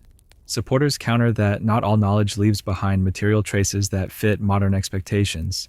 This debate reflects a broader tension in archaeology between caution and curiosity. What is undeniable is that the stones were placed by human hands. Their arrangement is not random. Their position on a ridge, their material, and their alignment invite attention, whether their purpose was astronomical, ritual, territorial, or symbolic. They represent intentional engagement with landscape. Standing at the site, the experience is subtle. There's no single viewpoint that explains everything. Meaning emerges gradually through movement, observation, and time spent. The stones do not instruct, they suggest. Adam's calendar forces a reconsideration of how early human societies may have interacted with space and sky. It challenges the assumption that complexity must be obvious or monumental. Here, complexity may lie in restraint. The site also highlights how modern perspectives shape interpretation. Names like Adam's calendar impose narratives that may have no relation to original intent. They reflect contemporary curiosity rather than ancient meaning. Stripping those names away reveals a simpler truth. People placed stones here for reasons that mattered to them. Adam's calendar occupies a liminal position. It is neither fully explained nor easily dismissed. It exists in the space between evidence and possibility, reminding us that prehistory is not a closed book. The stones endure because they are simple, upright forms resisting gravity, weather, and time. They do not demand belief. They demand attention. Whether Adam's calendar was a timekeeping device, a ritual space, a territorial marker, or something else entirely, its presence speaks to a long human impulse to anchor meaning in place, to use stone as a reference against the movement of sky and season. Here, on a South African ridge, that impulse remains visible, quiet, unresolved, and persistent. Geno, Mali, in the heart of the inland Niger Delta, where seasonal floods transform dry earth into a mosaic of channels, pools, and fertile plains, a series of low earthen mounds rises gently from the landscape. They do not command attention through height or stone. They do not announce themselves with walls or towers. And yet, beneath these mounds lies one of Africa's most important ancient urban experiments. This is Geno, a city that forces a fundamental reconsideration of how complexity, trade, and urban life emerged in the ancient world. Geno flourished long before the famous mud brick city of Jenne nearby, and long before the rise of Mali's medieval empires. Archaeological evidence places its origins as early as the 3rd century BCE, with continuous occupation for more than 1,000 years. At its height, Geno was not a village that slowly grew into a town. It was a deliberately organized urban center from the beginning. What makes this site extraordinary is not monumental architecture, but the absence of it. Geno shows no clear evidence of palaces, temples, or centralized authority buildings. There are no fortification walls surrounding the city. No single structure dominates the rest. Instead, the settlement spreads horizontally, composed of neighborhoods clustered around shared spaces, workshops, and burial areas. This layout suggests a different model of urbanism. Power here does not appear to have been concentrated in a single ruling elite. Instead, the city seems to have functioned as a network of communities, each maintaining a degree of autonomy while participating in a larger social and economic system. Urban life did not require kingship to function. The environment shaped everything. The inland Niger Delta floods seasonally, depositing rich silt that supports agriculture and grazing. Communities adapted to this rhythm, building on slightly elevated ground and timing activities to the rise and fall of water. Gene-Geno's location allowed access to fish, farmland, and grazing routes, creating a stable subsistence base. But subsistence alone does not explain the city's growth.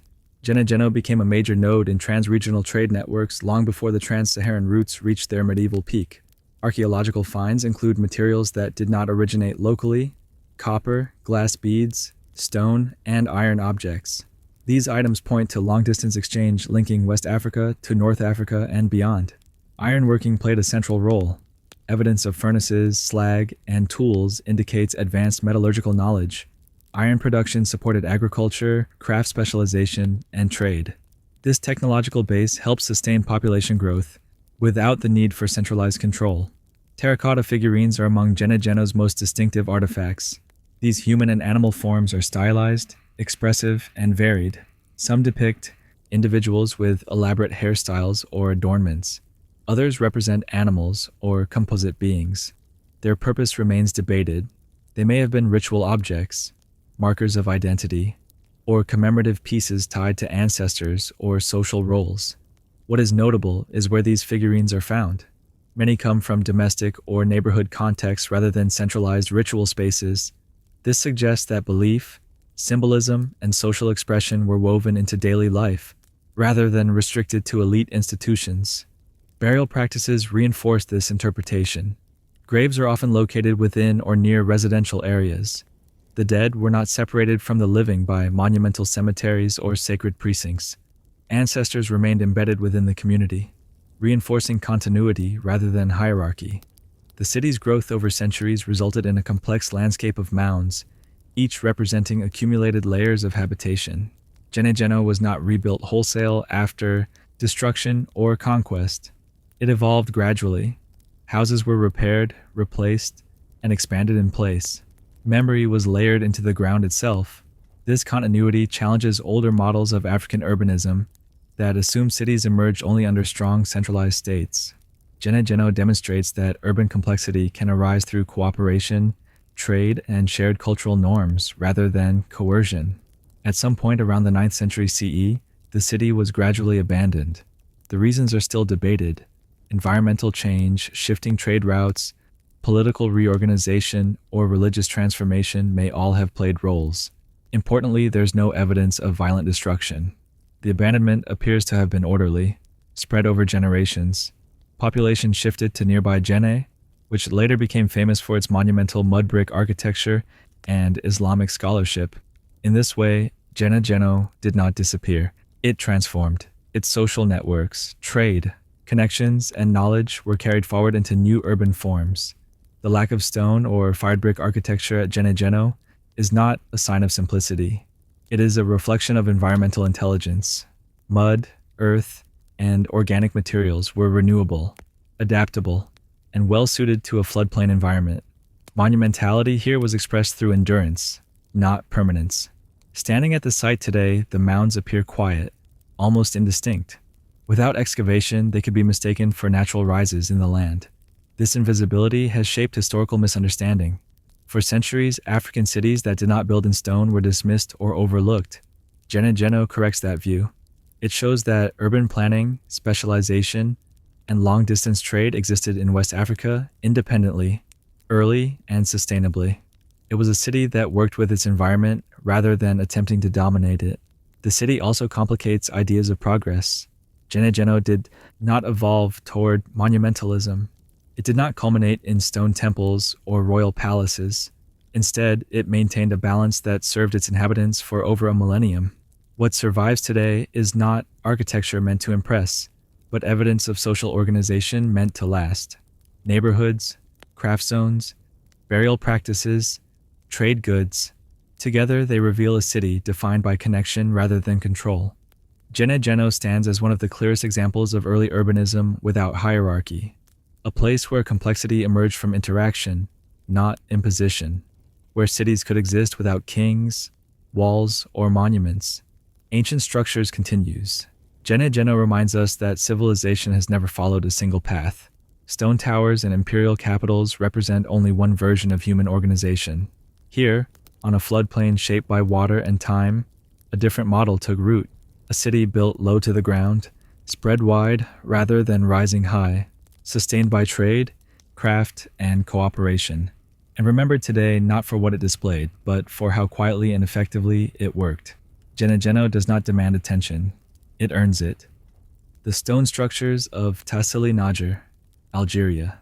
Across the southeastern Sahara, where Algeria meets Libya, Niger, and Mali, a vast sandstone plateau rises above the surrounding desert. Wind has carved its cliffs into arches, pillars, and corridors.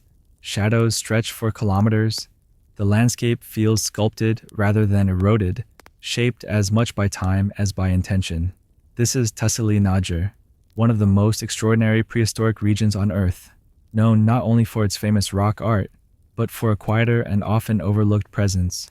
Stone-built structures scattered across the plateau. Tassili Najer is immense. Covering more than 70,000 square kilometers, it is not a single site, but an entire prehistoric landscape. Within it lie thousands of rock shelters, paintings, engravings, and stone features whose purposes are still being debated. These features include stone circles, alignments, low walls, cairns, and enclosures, often positioned on ridges near water sources or at natural choke points within the terrain. Today, the region is hyper-arid. Rain is rare.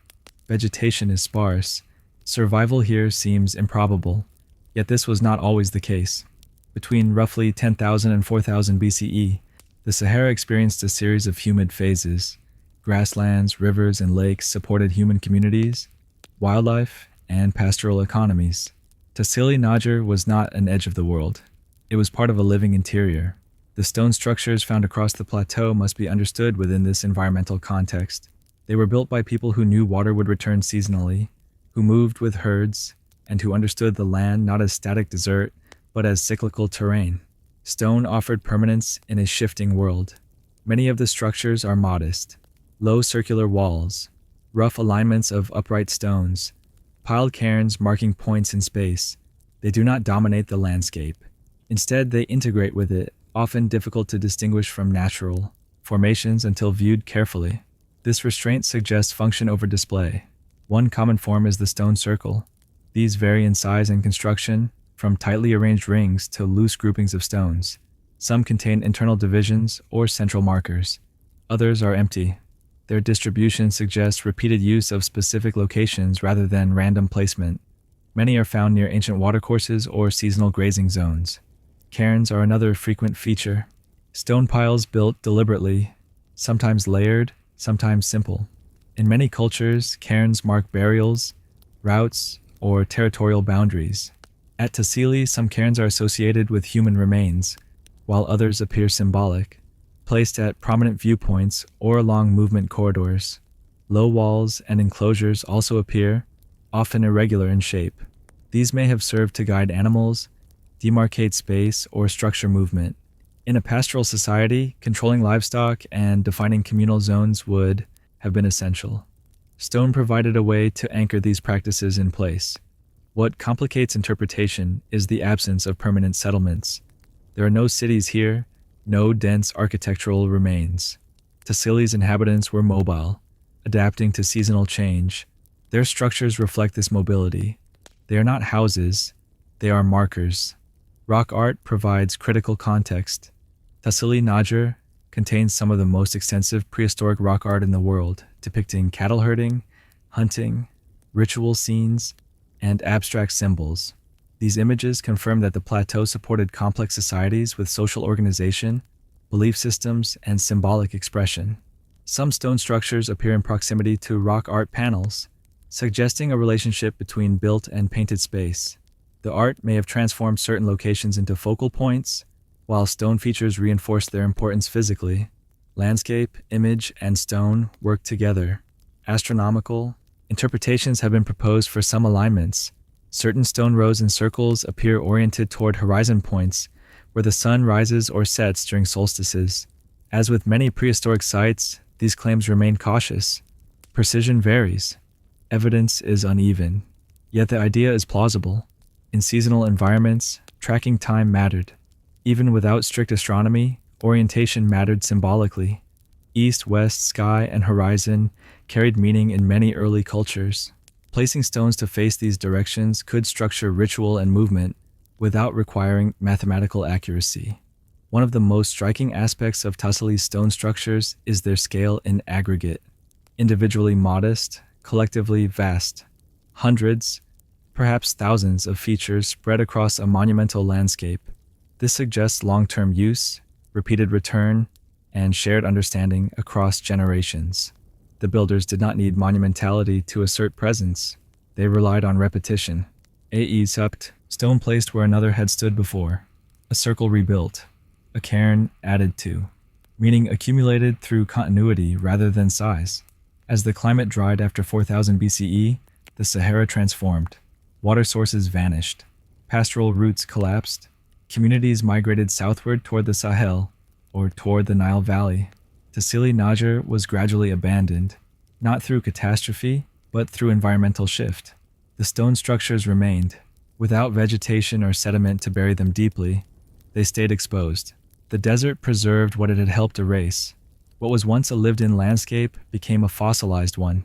Modern archaeology faces challenges here. The scale of the region makes systematic excavation difficult. Many structures remain undocumented. Dating is complex, relying on association rather than direct evidence. This uncertainty has fueled speculation, but also restraint. What Tassili N'Ajjer offers is not a single explanation, but a pattern. Humans, interacting with the landscape through minimal intervention.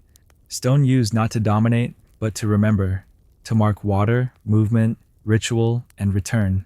The plateau also challenges assumptions about desert prehistory. Rather than marginal, the Sahara was once central.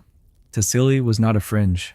It was a crossroads, linking sub-Saharan Africa with the Mediterranean world long before recorded history. Standing among the stone features today, scale becomes deceptive. The silence is vast. Distances are immense. Yet the human presence feels persistent. Not loud, not monumental, but distributed everywhere. There are no inscriptions here, no kings, no dynasties. What survives is behavior, repeated acts of placing stone in meaningful positions, acts that transform geography into memory. Tassili N'Ajjer reminds us that ancient architecture does not always aspire upward. Sometimes it spreads outward, lightly touching land rather than reshaping it. Sometimes it leaves just enough trace to signal that someone was here and that this place mattered. The stone structures of Tassili N'Ajjer stand as one of the clearest examples of landscape-scale archaeology, a record not of buildings, but of relationships, between people and water, between movement and place, between sky, stone, and time. They endure because they were never meant to impress. They were meant to function, to guide, to mark, and to remember. And in doing so, they left behind one of the most subtle yet expansive prehistoric signatures on Earth. Choqquequirao, Peru, high in the Andes, where steep mountains plunge into cloud-filled valleys, and the Apurimac River cuts a deep scar through stone, a vast Inca city lies hidden among ridges and forests. Reaching it requires days of travel on foot, descending and climbing through dramatic elevation changes. There are no roads leading directly to it, no nearby towns, no easy approach. This isolation is not accidental. It is part of what defines Choqquequirao. Choqquequirao is often described as a sister city to Machu Picchu, but this comparison understates its scale and complexity. The site is significantly larger, spread across multiple ridges and terraces, with only a fraction excavated to date. What is visible today represents a city still emerging from forest and soil, its full extent only gradually becoming clear through archaeology and satellite imaging. The name Choqquequirao is commonly translated as Cradle of Gold, though its exact meaning in Quechua remains debated. Whatever the original intent, the name hints at importance. This was not a minor outpost. It was a carefully planned settlement integrated into one of the most challenging environments the Inca ever attempted to master. Construction at Choqquequirao dates primarily to the late 15th and early 16th centuries, during the height of the Inca Empire. Its purpose is still debated. Some scholars interpret it as an administrative and ceremonial center. Others suggest it functioned as a royal estate, similar to Machu Picchu. A third possibility places it within the final chapter of Inca resistance against Spanish conquest. The layout of Choqquequirao reflects deliberate planning rather than organic growth. Terraces descend steep slopes in long, carefully constructed bands, stabilizing soil and creating arable land. These terraces are not uniform. Some were clearly agricultural, others appear ceremonial, designed to frame movement and visibility rather than crops. At the heart of the site lie plazas, platforms, and finely built stone structures. Walls are constructed in classic Inca style, precisely cut stones fitted together without mortar, creating joints so tight that a blade cannot be inserted between them. This precision is not decorative. It is structural, allowing buildings to withstand earthquakes common in the region. Water management is central to Choqquequirau's design. Channels carved into stone direct mountain springs through the site, feeding fountains, ritual baths, and agricultural areas. In a steep and unstable environment, controlling water was essential. The Incas understood that water could destroy terraces as easily as it could sustain them. One of Choqquequirau's most distinctive features lies on a set of terraces decorated with white stone inlays, forming the shapes of llamas and geometric patterns. These figures are embedded directly into retaining walls, visible from a distance. Llamas were central to Andean life, providing transport, wool, and ritual significance. Their depiction here suggests symbolic meaning tied to movement, abundance, or offering. The placement of these mosaics is not incidental. They appear on terraces associated more with display and procession than with agriculture. This suggests that parts of Choqquequirau were designed to be seen, perhaps during ceremonies or state visits. Architecture here communicates identity through subtle means rather than monumental statuary. Choqquequirau's relationship to landscape is intimate.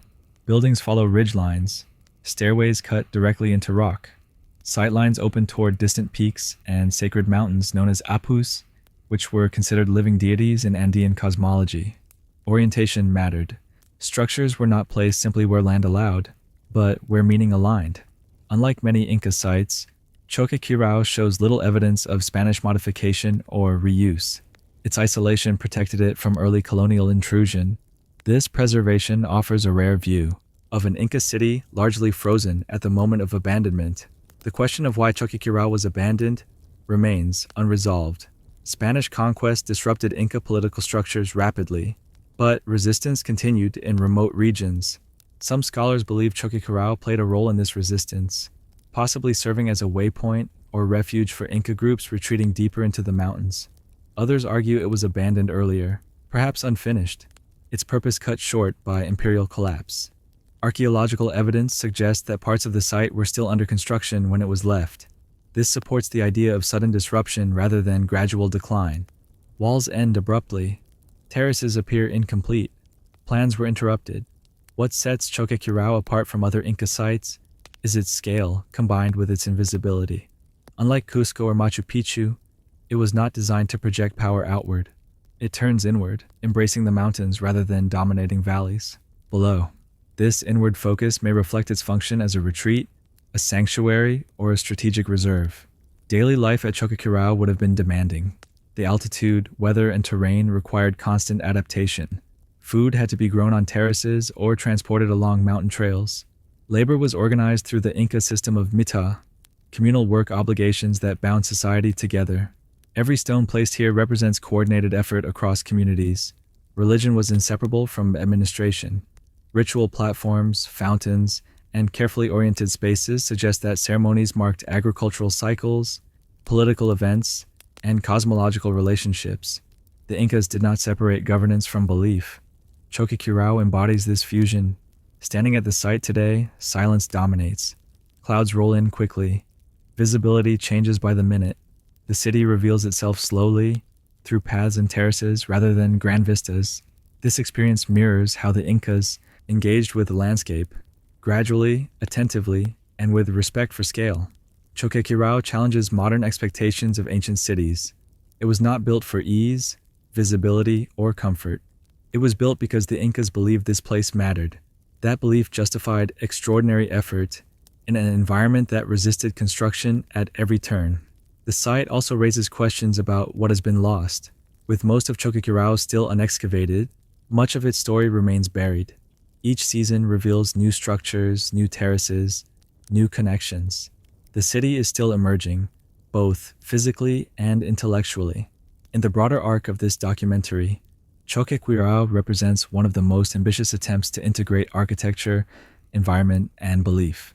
It shows a civilization pushing its engineering knowledge to the limits of terrain, not to impress outsiders, but to sustain its worldview. The Incas did not leave written explanations of their intentions. What survives is stone, placement, and pattern. Choqquequirao speaks through alignment, through effort, through scale that reveals itself only over time. Choqquequirao stands as a reminder that some of the greatest ancient cities remain partially hidden, not because they were insignificant, but because they were built in places that demanded humility from those who approached them. Here, high above a river gorge, an unfinished city waits, not as a ruin abandoned to failure, but as evidence of a civilization that dared to build where few others would, leaving behind a landscape shaped by belief, endurance, and stone. Choga Zanbil, Iran. On the flat plains of southwestern Iran, where the Dez River once nourished wide agricultural lands, a steppe monument rises in isolation. Unlike cities that grew gradually over centuries, this place was conceived as a single, deliberate act. Walls were laid out, sacred space was defined, a towering ziggurat was raised at the center of it all.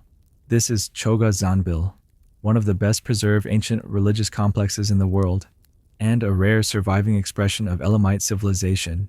Choga Zanbil was founded around 1250 BCE by the Elamite king Untashnapirisha. It was not built as a capital in the administrative sense, nor as a trading hub or defensive stronghold. Instead, it was constructed as a sacred city, dedicated primarily to the god Inshushinak, the protector deity of the Elamite people. Every aspect of the site reflects this purpose. Architecture here does not serve daily life. It serves belief. At the heart of Choga Zanbil stands the ziggurat. Originally rising in 5 tiers to a height of over 50 meters, it was among the largest religious structures of its time. Unlike Mesopotamian ziggurats, which were often rebuilt layer upon layer, this one was constructed as a solid monument from the ground up. Each tier was part of a unified design, rather than an accumulation of earlier phases. The ziggurat's core is made of sun-dried mud brick, while its exterior was faced with fired bricks, many of them stamped with inscriptions naming the king and invoking divine protection. These inscriptions are not hidden. They repeat relentlessly across the structure, reinforcing a single message. This place exists by divine sanction. Choga Zanbil was enclosed by 3 concentric walls, each marking a different level of sacred access. The outer wall defined the sacred city itself. Within it lay temples, courtyards, storage buildings, and residences for priests. A second wall enclosed a more restricted sacred precinct. The innermost wall surrounded the ziggurat, separating the divine axis from all else. This layered access reveals a controlled ritual landscape. Movement through the city was not free. It was regulated, hierarchical, and symbolic. The closer one moved toward the ziggurat, the more restricted and sanctified the space became. Architecture here functioned as a guide for behavior. Water management played a crucial role. A canal several kilometers long was dug to bring water from the Dez River to the city. This was not only practical but symbolic. Water was essential for ritual purification, offerings, and sustaining the priestly community. Bringing water to a site that had none naturally was an act of devotion as much as engineering. Unlike cities that evolved organically, Choga Zanbil appears to have been constructed rapidly and with extraordinary coordination. Bricks were standardized, layouts were precise, temples dedicated to multiple deities were arranged systematically around the central monument. This suggests centralized authority and a clear ideological program guiding construction. Yet despite this ambition, Choga Zanbil was never fully completed. Some temples appear unfinished. Certain planned structures were never built. Within a century or two of its founding, the city was abandoned. The reasons remain debated. Political instability, shifting power centers, or military pressure from Assyria may all have contributed. What is striking is that Choga Zanbil was not violently destroyed. There is little evidence of siege or burning on a large scale. Instead, the city seems to have been quietly left behind. Its sacred function may have lost relevance as Elamite political and religious priorities shifted.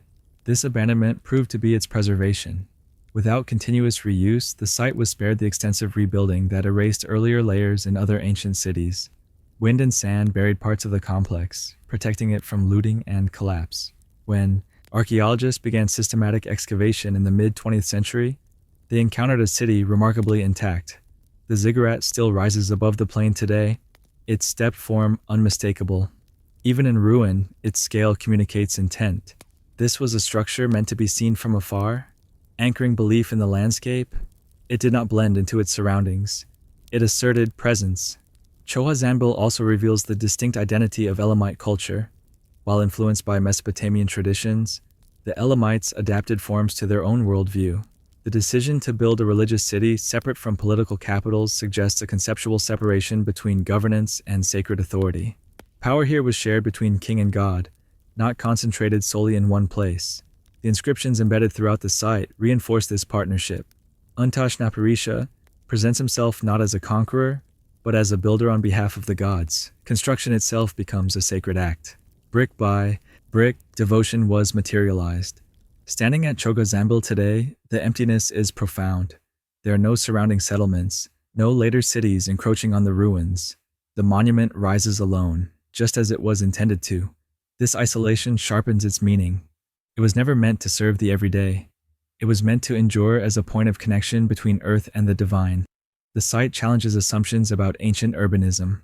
Choga Zanbil shows that cities were not always built for population density or economic exchange.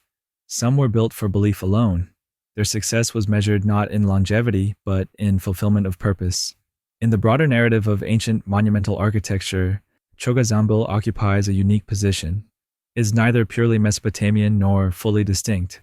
It stands at a cultural crossroads, expressing an alternative vision of how sacred space could be organized. Choga Zanbil reminds us that some of the most ambitious ancient constructions were also the most fragile in terms of historical survival. They depended on belief systems that could change quickly, leaving vast effort suspended in time. Yet, even abandoned, the city succeeded. Its walls still define space. Its ziggurat still commands the horizon. Its inscriptions still speak, repeating a message carved into brick thousands of years ago, that humans once believed they could shape the landscape not just for shelter or power, but to honor forces beyond themselves. Here, on a silent plain in Iran, stone and mud brick preserve a moment when architecture became theology made visible. And in that visibility, Choga Zanbil continues to stand, not as a ruin of failure, but as a completed idea,